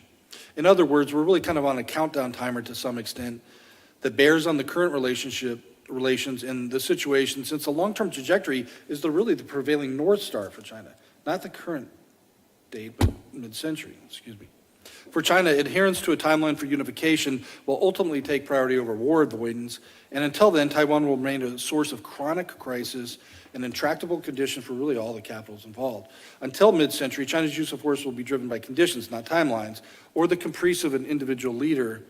But the mid-century marker does drive progressively worsening conditions over time. Preparation for military confrontation will gather momentum, regardless of any other crisis avoidance measure, or most, I should say. U.S. coercive capability or credibility will gradually decrease, and the link between cross-strait crisis and the likelihood of U.S.-China conflict will increasingly harden. This drift will impact operational and strategic designs, really, of all parties, particularly in terms of accelerated war initiation criteria, as a strategic impediment to war termination criteria, and as an enduring driver of, frankly, the more dominant factor, which is broader U.S.-China competition. The third and kind of closing, last point, my third point, is the caveat, is the exploitation of fading U.S. resolve or capabilities. This is a lower probability of occurring, but it's one that we have to discuss, which is absent coercive credibility by the United States, China faces much less challenging restraint to achieve Taiwan unification through force. That's just true by facts. Potential U.S. intervention in a Taiwan scenario deters China's decision to use force by both military denial of Beijing's armed aggression and by putting at risk Beijing's other mid-century goals that require a stable international environment and secure access to the global system. China's response to credible U.S. deterrence has been to modernize and develop comprehensive national power so as to be so overwhelming that in the future Taiwan cannot resist. As U.S. power weakens, which is China's view, Washington's ability to intervene will just become ineffective or invalid. The implication for Washington is that Washington is compelled to maintain a military advantage, but the military element of deterrence will fade over time as non-military features of deterrence become more dominant. And in the case of the United States, not sustaining that deterrence incentivizes Beijing to take advantage. The premise is here that maintaining a military advantage over China will have to be supplemented by broader capacities to impose cost on China's ability to achieve other objectives that compose its mid-century goals. But denying China its developmental aspirations actually also removes a key strategic constraint on Beijing's calculus to compel unification in the first place. So this gets very complicated. It is not a simple yes or no question. These three caveats, to kind of close out here and get off the stage soon, three caveats here kind of help inform kind of a larger understanding, and I'll try to move through this quickly. Sweeping changes in China's capabilities and fresh perspectives on Beijing's national agenda have driven the United States to revise its view of China, yet we still debate the question of conflict over Taiwan if it's distinct and separate from broader U.S.-China competition, or even an element of that. In the past, the U.S. choice to intervene in a conflict over Taiwan was generally judged very much in isolation and as a kind of a consideration of Taiwan status, almost if we were bestowing upon them something and otherwise it would not affect us. China, however, expects and is preparing for conflict with the United States that will escalate much more quickly and will be greater in scale and intensity than what is merited by whatever the two are actually fighting over. Worse, China is increasingly fears the United States will intervene in a conflict to prevent China's drive, specifically as a war aim of itself, right? So they're already connecting these things together. In fact, this is the very point. Catalysts for U.S.-China conflict, like Taiwan, must be managed as a chronic source of crisis and intransigent conditions that fuel the bilateral rivalry. Specific to the question posed today, the considerations of how proximal causations of war, such as Taiwan, and distal causations of war, the broader and more significant U.S.-China competition, how they interact is a much more important question. So we can no longer kind of insulate the question of China's objective or aim or Xi's view, absent the complexities of the broader strategic competition, yet we kind of continue to do so. So I think that's why this is a good question today. And I'll just close by saying this artificial bifurcation of those two conditions is really reductionist, and we should avoid that. There's probably better questions here, and I'll pause there for. Thank you. Can I add one more thing, though? Yeah, of course. Just to highlight how hard it is to write an email to both of you at the same time, having come with two Bonnies, two different spellings, and from the same organization in the past, and that was probably my hardest area of research. So. Well, thank you, Chad.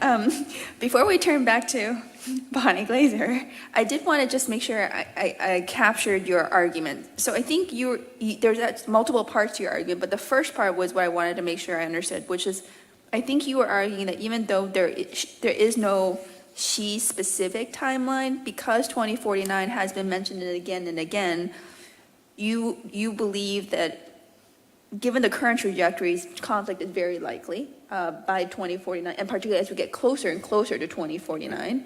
And you are also saying that, that as we get closer and closer to 2049, that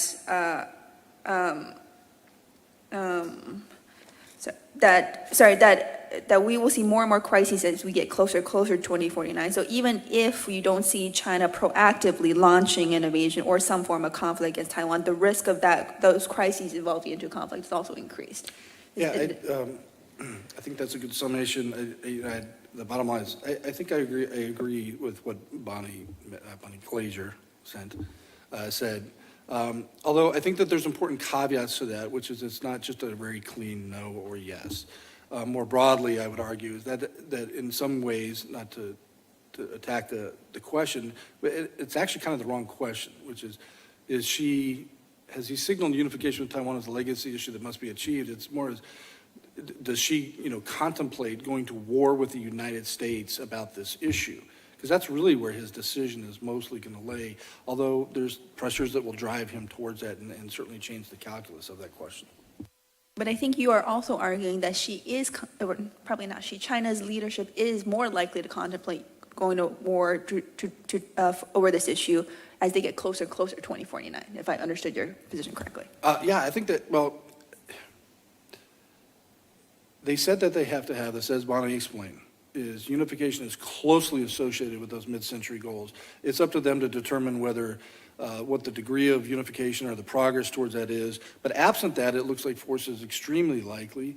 It does not look like the people of Taiwan, the governance of Taiwan, ever in the future wants to unify with the Communist Party state. And it doesn't, and I don't think that the United States position is one that would ignore the condition of China undertaking compelled military action against Taiwan, absent, some rational cause, right?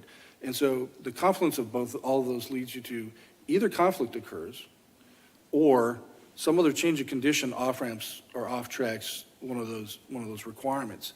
And so I just don't understand how this comes out any other way, absent a significant change of condition. Yeah, thank you very much, Ed. I just wanted to make sure that we're understanding your position. And also, because you and Bonnie actually have very similar positions, to tease out areas where there may or may not be differences.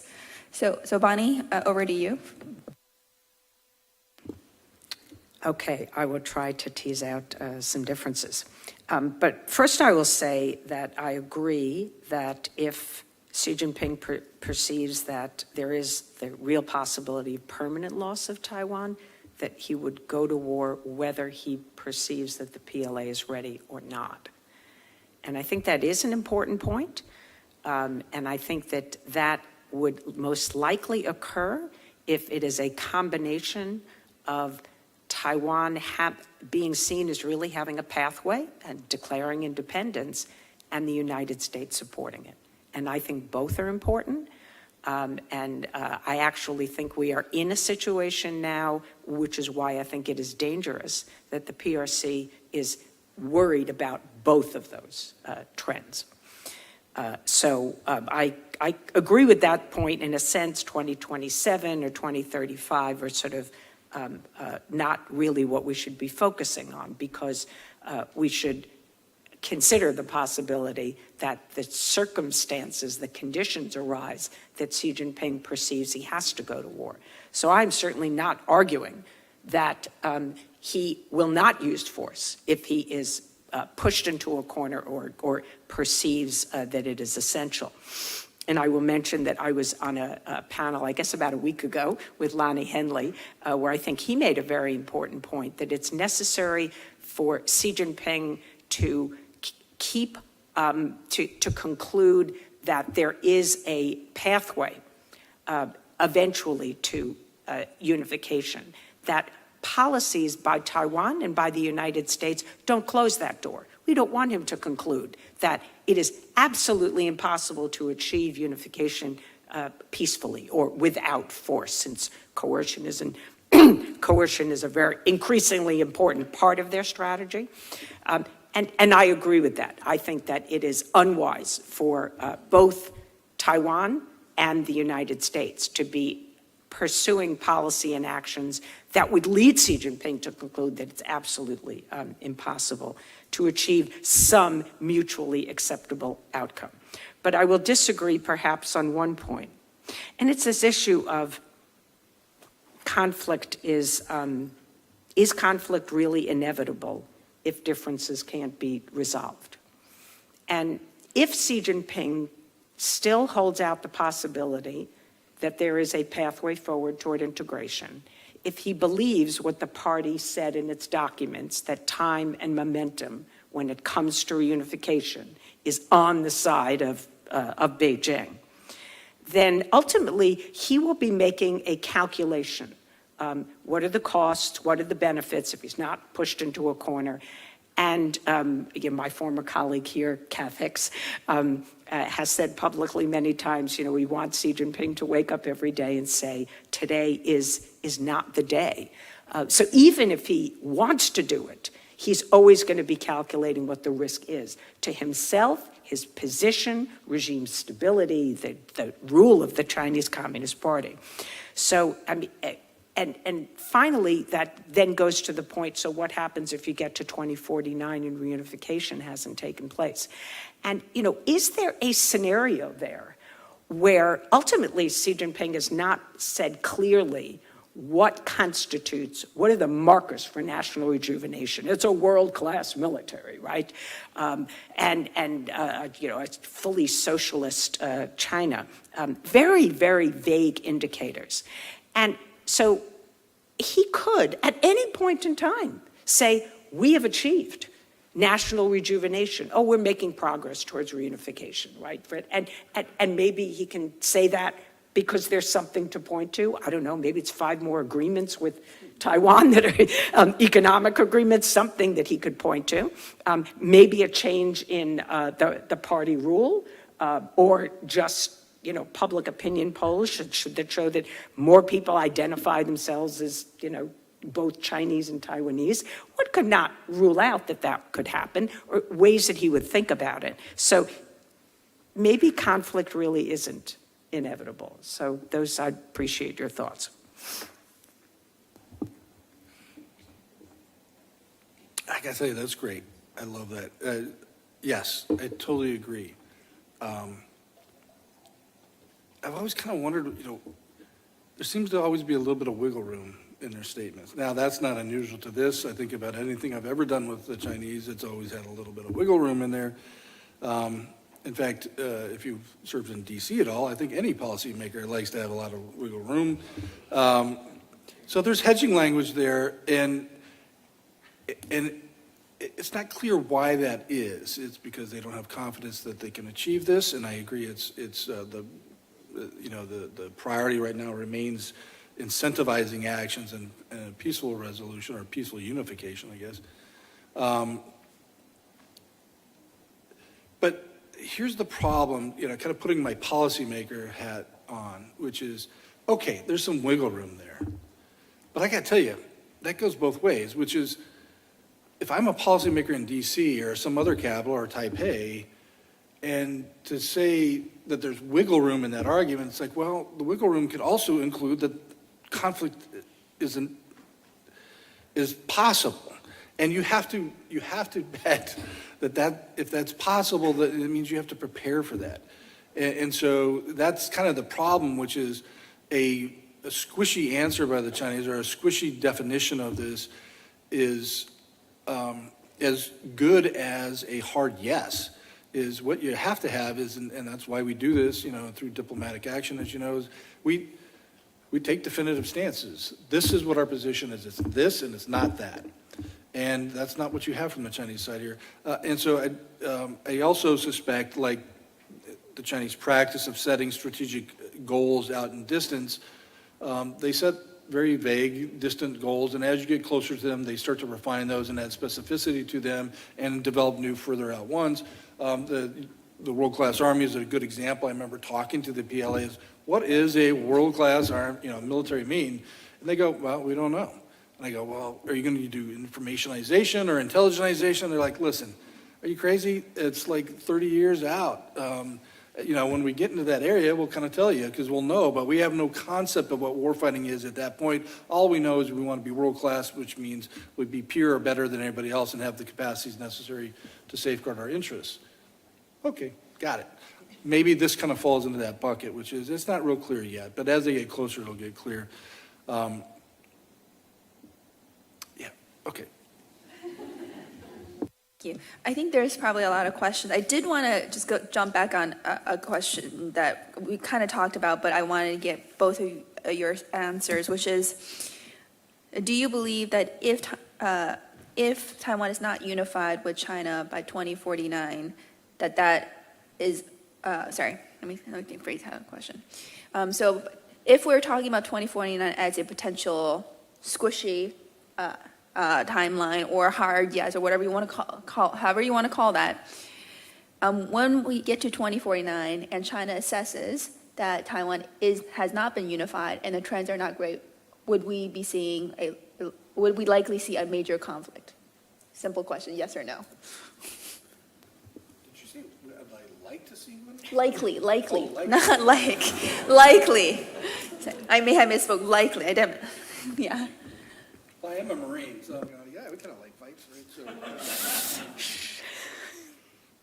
So, My answer is it's not inevitable. yeah, I agree. It's not inevitable. My caveat, my own caveat was, unless there's a significant change of condition, right? And that creates a likelihood is somebody will recognize, somebody will have a falter, somebody will have a problem, somebody will change their mind. Something could happen. It's not inevitable, right? But barring that, it is. Right? Likely. Okay. So let me actually open this up to the audience for any questions you may have. We have two leading experts on Taiwan as well as broadly U.S. defense policy and foreign policy. So I'm sure there are many questions. I don't want to hog up the space here. Please go ahead. Intelligence analyst and a former diplomat. I'm always amazed on this topic because there's sort of this magical thinking that somehow Xi Jinping is not going to invade Taiwan. And it really doesn't matter from a policy perspective. You have to prepare for that possibility. And that means that Taiwan needs the capability to sink the invasion fleet. That's 500,000 men on hundreds of boats, and you have to have enough torpedoes and anti-ship missiles and drones to sink that invasion fleet. And that's the only thing that guarantees Taiwan's freedom. So we're seeing drabs and dribbles of armament go into Taiwan and no Taiwan capability to produce the anti-ship missiles, the drones, and the torpedoes. So when do we get clear on this? No matter what your policy choice, you have to prepare. You have to prepare that invasion fleet's going to come. So your question is, are we prepared? No, is that your question? My question is, why the magical thinking?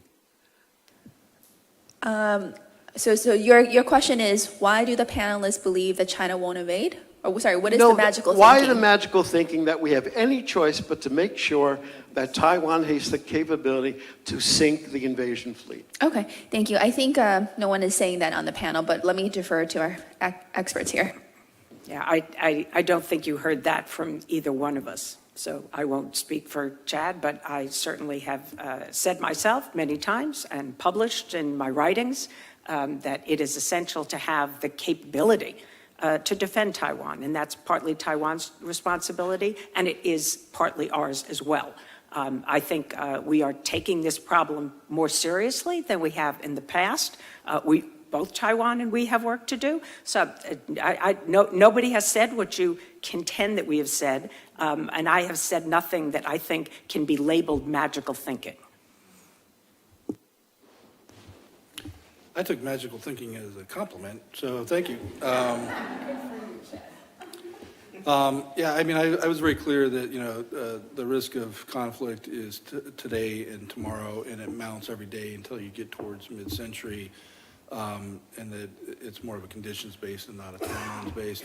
Although, I guess, since we're supposed to debate, I'll push back a little bit and say, you know, it does matter a little bit. Of course we have to prepare. That's what defense departments do. That's what China's military does. That's what Taiwan's military does. We all prepare. But it kind of matters how you're informed. It matters how the IC articulates that. It matters how you plan through those. It matters what your strategic decision-making is. And if you're pinned to a thought that she is desperately doing this while his term's in office, or that there's a magical date of 2027 or 2035, that changes how you prepare. And that's just that's not accurate preparation. I mean, you should always be striving to have the cleanest, best understanding of the conditions, and there are differences in how you would prepare for with those features. It's not just a general preparation. One of them is if you're preparing for something that doesn't come, then you undermine your own credibility, and you're not preparing for perhaps the longer term stuff that might be a worse condition. So. Great, thank you.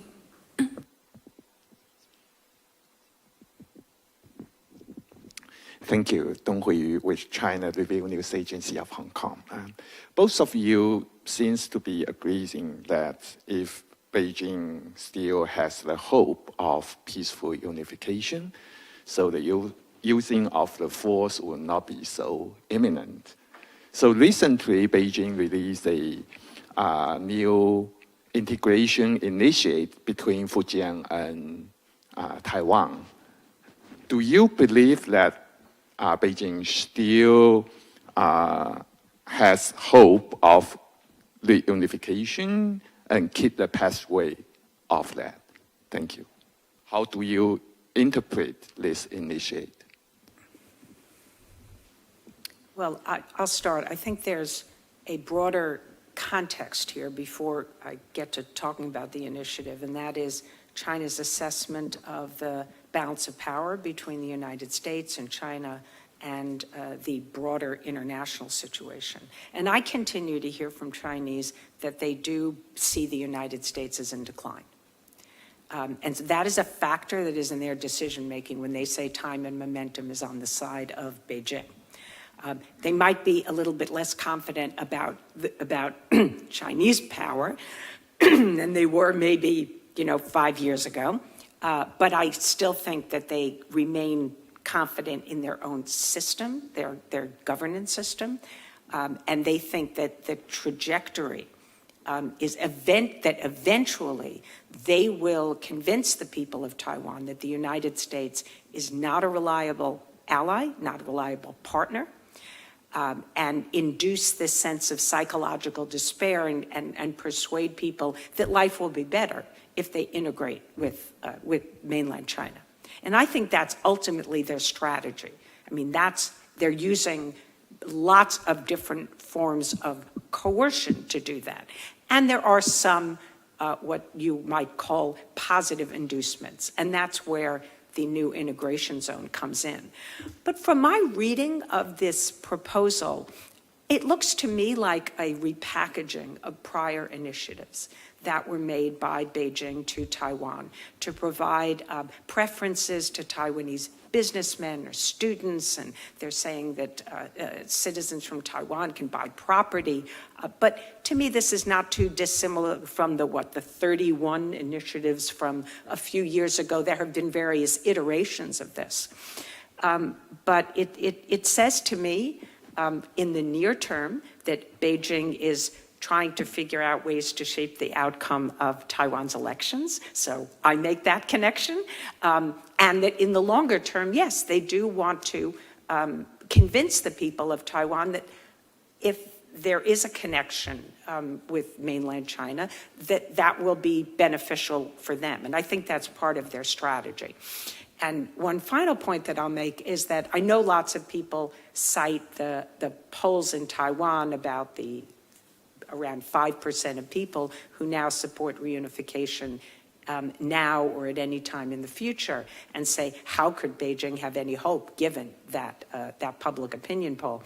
And I would say that what I hear from experts in China is that they say, oh, the government in Taiwan is brainwashing its people. You get a different person in power.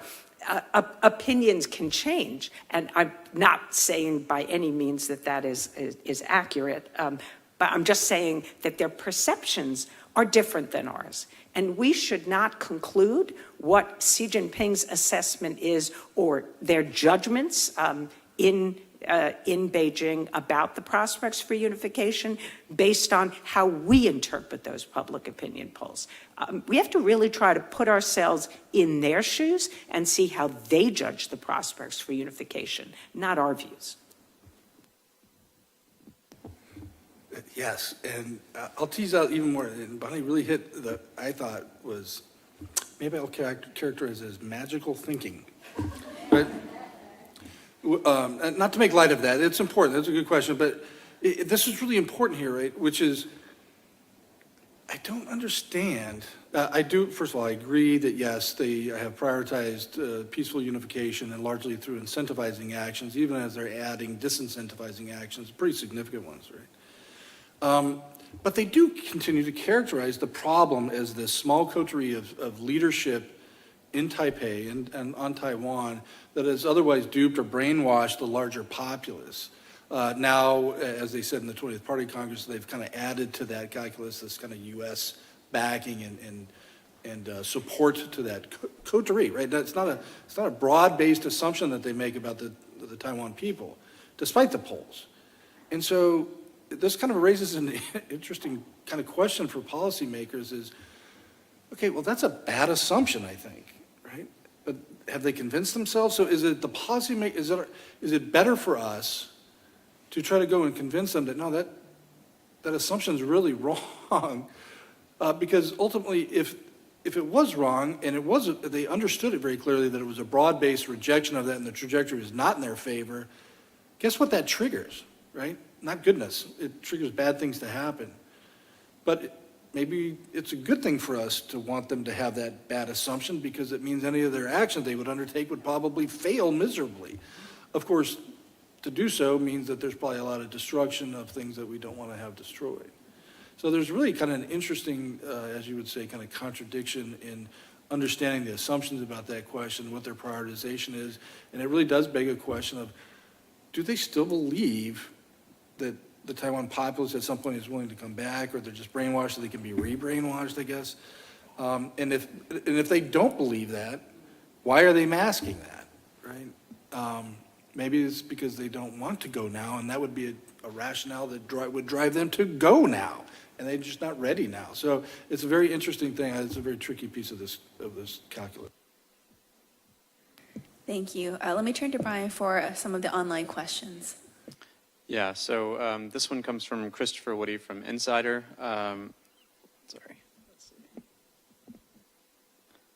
The question was, what is the disappearance of the Chinese defense minister and the recent replacements in the rocket force? Bonnie, I think this is directed partly at some of your comments about Xi's confidence in the PLA. What do those disappearances and replacements mean about Xi Jinping's or Beijing's thinking on how the PLA will perform on Taiwan, and I would connect that to what does that mean for maybe their timelines? That's a good question. First of all, I don't know that he's technically gone. Sometimes people get sick, and we'll see what happens. He's technically still on the webpage and apparently teed up to host a dinner at the Shangshan Forum at the end of the month. We'll see who actually shows up. Does not look good. But there has been, good writings about the implications of the rocket force commanders. I think somebody from the CMCDI was relieved. I think Li Shanfu is missing. There's speculation about his predecessor, Wei Fenghe. I think those are certainly problems. It undermines Xi's credibility. It calls into question his loyalty. I don't really think that quite as much. But here's what I think Xi is thinking about because of these problems. My officer corps has still got significant problems. We're not making progress necessary in party discipline, particularly within the military, and that's concerning. I have a 2 million person army. I'll find another replacement, and I'll make sure this one's good, perhaps. So I don't think he's concentrating on that. I'll tell you what I do think he's concentrating on. This is based on the record of what you're seeing writings about in the last few months, which is this seemingly is all tied to military fusion, funding, resourcing, particularly equipment development, and as in the Chinese parlance, they talk about strategic management, military governance, and systems contribution, and this whole process of modernizing, right? And so it's bad that the personalities and the party is being hit by these actors, but what that actually is, what he's probably contemplating is that is symptomatic of a much bigger problem, which is out of all of the reforms that the PLA has undertaken since 2016, all of them have made headway, faltering or otherwise, but this particular area seems to be having chronic problems of not being able to get organized, to get the systems into place properly. It's rife with corruption, and it's just not operating at the optimal systemic condition that it's supposed to be or designed to be. Well, that's a really big problem because that doesn't just bear on the loyalty of a couple of actors. This bears on getting the PLA to where they need to be at their modernization levels, and that's a national goal level problem. So I think that's probably where his head's at, and hopefully that's a helpful answer. Chair, just to clarify, so the area that you're saying that PLA has not made headway is facing lots of problems is civil fusion. Is that the area? Yeah, it's a connection of equipment development, strategic management, all the kind of force development, modernization issues, and that obviously is linked to other outside of the PLA issue areas like military fusion. Right? So I would just add that I think if Li Shangfu is being investigated, that it's likely for corruption. And we know that there was essentially an investigation launched for the period that Li Shangfu was head of the equipment department. It's got a new name, 2017 to 2022. So that was the period that he was there. And I would guess that if that is the case, that Xi Jinping would believe that if a senior general is focused perhaps on lining his own pockets, he is not focused on his own priority of one of them being having the capability to invade Taiwan in 2027. So I think Xi Jinping is frustrated with the military and his effort to get rid of corruption. And my guess is that it extends beyond the military, but of course it has particular salience in the context of the military and Xi Jinping's own goals. But corruption is endemic in China. This is really difficult to get rid of. And when you give a particular unit a lot of funding and you have one person in charge of it, the opportunities for corruption are ripe. And I don't know, maybe it's difficult to say no. I haven't had that experience myself. But I can see how this could have unfolded. And I have heard rumors that there will be more senior generals who will be investigated for corruption in the coming months. So I don't think it tells us anything about this specific timeline other than by 2027, it's not that far away. I, as I said earlier, believe that Xi Jinping doesn't have the confidence that his military will be able to seize and control Taiwan at an acceptable cost. I want to go back to more questions in the room. So one over there.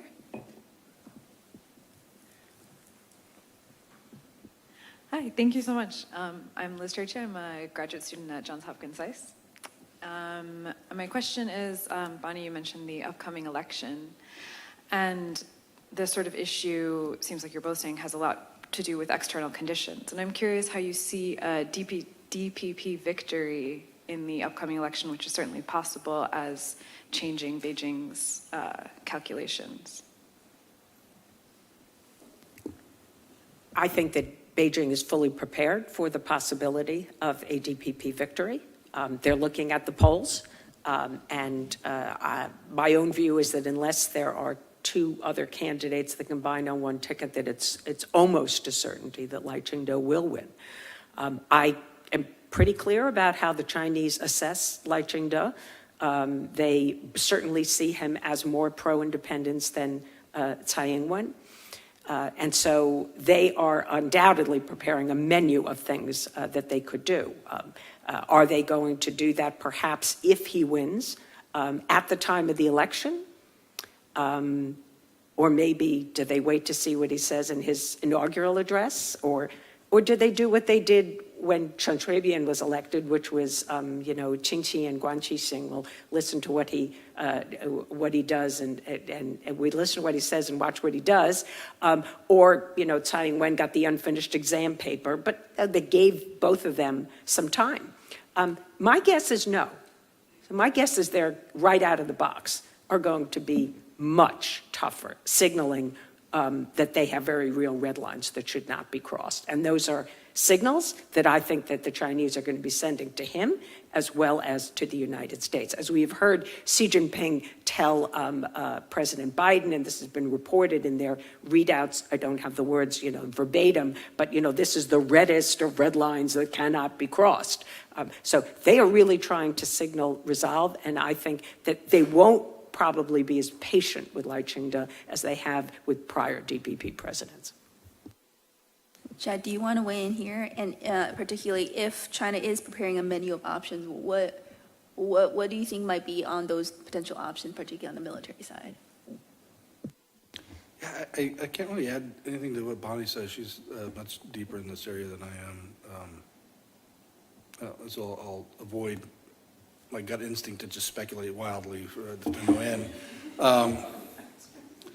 Yeah, the military piece, this kind of connects to the previous question, which is how much trust does she have in his military? And certainly there's got to be some doubt and some problems. But there's one kind of interesting point that I'll raise about that, which is, since the Pelosi visit apparently triggered in China's eyes a pretty significant military response, and then subsequent events have done so. And China right now remains at a very high level of provocation and aggressive and very assertive behavior around Taiwan. Well, she selected those choices, right? Those choices are extremely provocative, very risk-inducing. That's not something that a leader who doesn't have trust in his forces to maintain some discipline undertake, right? If he had such little trust in them to be able to do this effectively, to do this safely, to control escalation, as the Chinese term of ours is kind of effective control of the situation, is if they couldn't effectively control that, you don't allow your forces to undertake those things. You employ them properly. And so the fact that he didn't choose the low-end options, he chose high-end options, highly risk-inducing, highly, frankly, dangerous. And he's continued to sustain that even through the most recent reliefs of some of the PLAF officers, Li Shengfu and others, right? And as it relates to this question, is that probably won't change in the condition as it's going up. I think Bonnie also answered this in a way that I think is really important, which is it's not their behavior towards the election is increasingly going to be an element of how the U.S.-China relationship is formed, right? So recall that the number one problem, the heartache of the Chinese when they talk to us about the events around Taiwan now, Taiwan bears on them because it's it's an interest for them, right? It's unification is the goal. But the number one thing that they say to us is not that it's a problem because they're not going to unify, it's a problem of what we're doing, as they say, because it undermines the foundations of the bilateral relationship, right? Not because it's a problem of unification. And so the significance of what military action they might undertake as a result here might be more directed towards that problem rather than anything to do with the new Taiwan leadership. So. Thank you. Let me collect two more questions from the room. Oh, there's a lot more. Okay. Let me collect the rest of the questions, and then we'll allow these speakers to pick and choose which question they will honor. And please keep your question short and a question, please. So let's start from this end.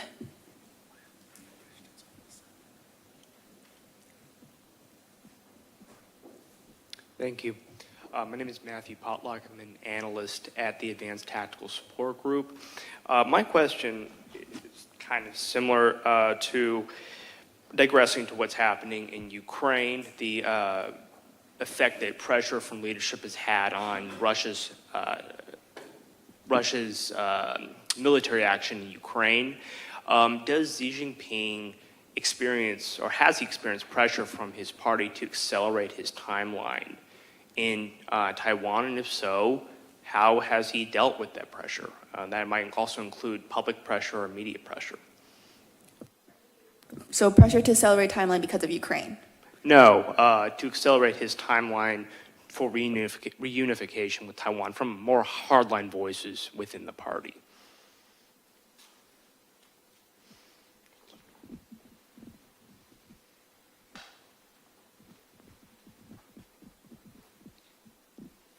Thank you so much for doing this. My name is Andrew Thornbrook. I'm a national security correspondent for the Epoch Times.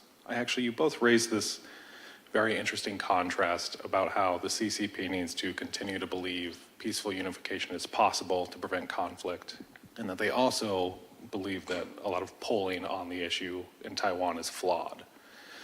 I wanted to kind of push you on the subject and ask, from a U.S. policy standpoint, should the U.S. seek to encourage the belief among CCP leadership that peaceful unification is possible, even if we don't believe it is, to prevent conflict? Thanks.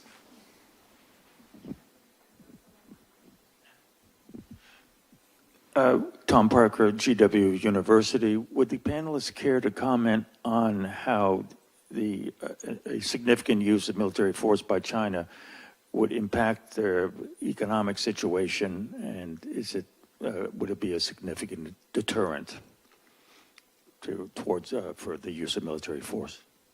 Okay, I'm just gonna two more questions up here, and then I thought I saw somewhere. Oh, right there. Yes.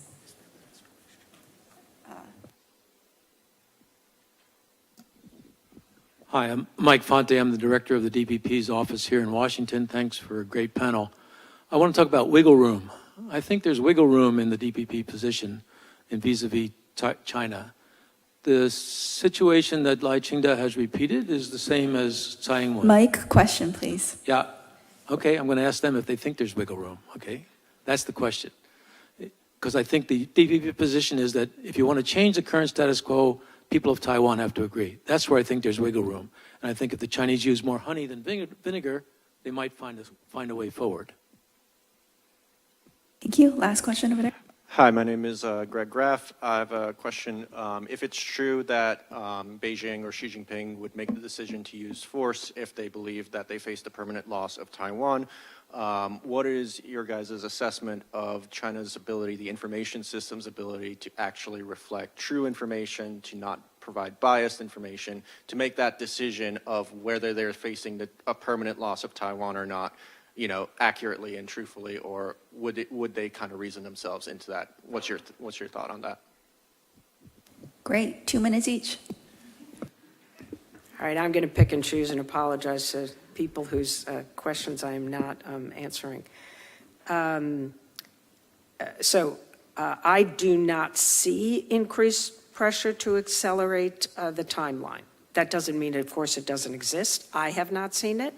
And if you ask the question specifically about the public, I would say there is ample evidence that the Chinese Communist Party has the ability to control they can turn it up, they can turn it down. They have more capability today than they have ever had before.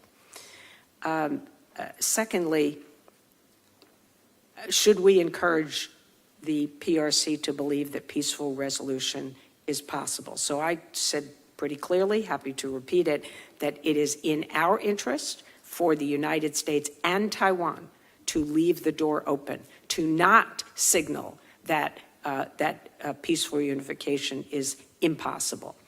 And in prior administrations, the United States has said that we would support any outcome that is peacefully negotiated between the two sides of the strait. Sometimes we have said with the assent only of the people of Taiwan, and sometimes under the Bush administration, we said with the assent of people on both sides of the strait. But setting that aside, we have said we would accept any outcome that's peacefully negotiated. We haven't said we'll accept reunification, but that should be included. It's an outcome. This administration has not made that statement. And I think that's problematic, and I have said that repeatedly, and I have encouraged people in the administration to say it. It is part of our one China policy. We have a series of statements. We don't support Taiwan independence is also one of those statements. We oppose unilateral change by either side in the status quo. So there's a lot that would be said. And then I'll just comment on what you said, Mike Fonte. I think Lai Ching-te has made a series of important statements that I think the Biden-Harris administration has found reassuring. And he has, some of it is in statements he has said privately, things that he has said, like the Wall Street Journal article that was published. And he has said that he will inherit Tsai Ing-wen's policy of preserving relations, the status quo across the Taiwan Strait. So ultimately, there's a set of statements that I think that the United States finds reassuring. There are other things he has said that are a little bit less reassuring. And the most important thing is what actions, if he is elected, that he will take. So I think because the Chinese are going to be putting him under a microscope, as they do any president of Taiwan, he has to be consistent, in what he says and have actions that really match his deeds. There's no reason to believe that won't happen. But I think that's it. If it doesn't happen, we're going to be in for a really rough ride. I'll try to be very brief, but the Ukraine pressure on China, that's interesting. There's certainly been some studies. I like paying attention to that. I agree with Bonnie, is that it certainly has not accelerated the timeline issue or conditions issue necessarily. In fact, it seems to have actually made them pause because things didn't turn out the way they had anticipated, clearly. But it certainly has accelerated moderately. They attack, it's complete failure, chaos. The Chinese fail, and then they swim home by themselves, sad. And but the truth, that's utter malpractice as an element of statecraft. Is you always would want to avoid anything that would harm anybody, any side, really, right? Bringing about chaos is never probably a good policy. And so, but how do you communicate that to the Chinese? And is there danger in doing so, right? So if I convince them that is not valid long term, does that in fact incite China to then have really what's left as a restraint, right? It would be a mandatory requirement to go. So that's a tricky kind of question to answer or to discuss, and I think that merits kind of more talks with the Chinese about, perhaps. More like intellectual discussions, I think, right? Wiggle room in the DPP, I have no answer. Bonnie is much more sharp on that than I have.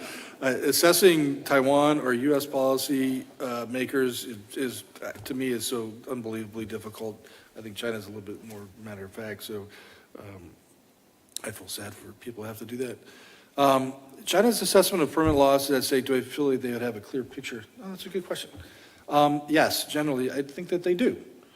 You see the latest reactions is certainly they've reached some calculus that it's not a bearable condition. Their forbearance has limits, as they say, and that they've undertaken actions to demonstrate their dissatisfaction and try to change the trajectory or the trend line, so to speak. But some are easier than others. Chen Shui-bian and the political leadership who had promoted referendums back in the Chen Shui-bian period, very distinct and easy to see something that was very dissatisfactory to the PRC, to China, to the party. Some others might be harder to calculate, such as how much U.S. arms sales and training is going on. At what point is too many boots on the ground? I mean, those are harder things to calculate. Can they see those and calculate those effectively? I think they tend to see them pretty clearly. Not all of them are the same algebra problem or algorithmic problem, I guess, right? Great, thank you, Chad. And thank you, Bonnie. We have gone a little bit over, and I know we're between you and lunch, but please, we do take a minute to do our poll. We do want to see if your thoughts changed since listening to two panelists who both argue against the proposition. So we should be expecting at least the latter two choices to change.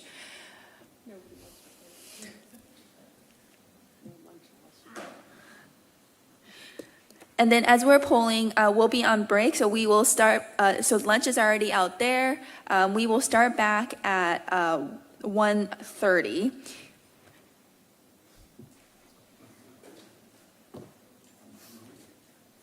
We used to put up how many votes in addition to the percentages so we could see how many people were in the room voting.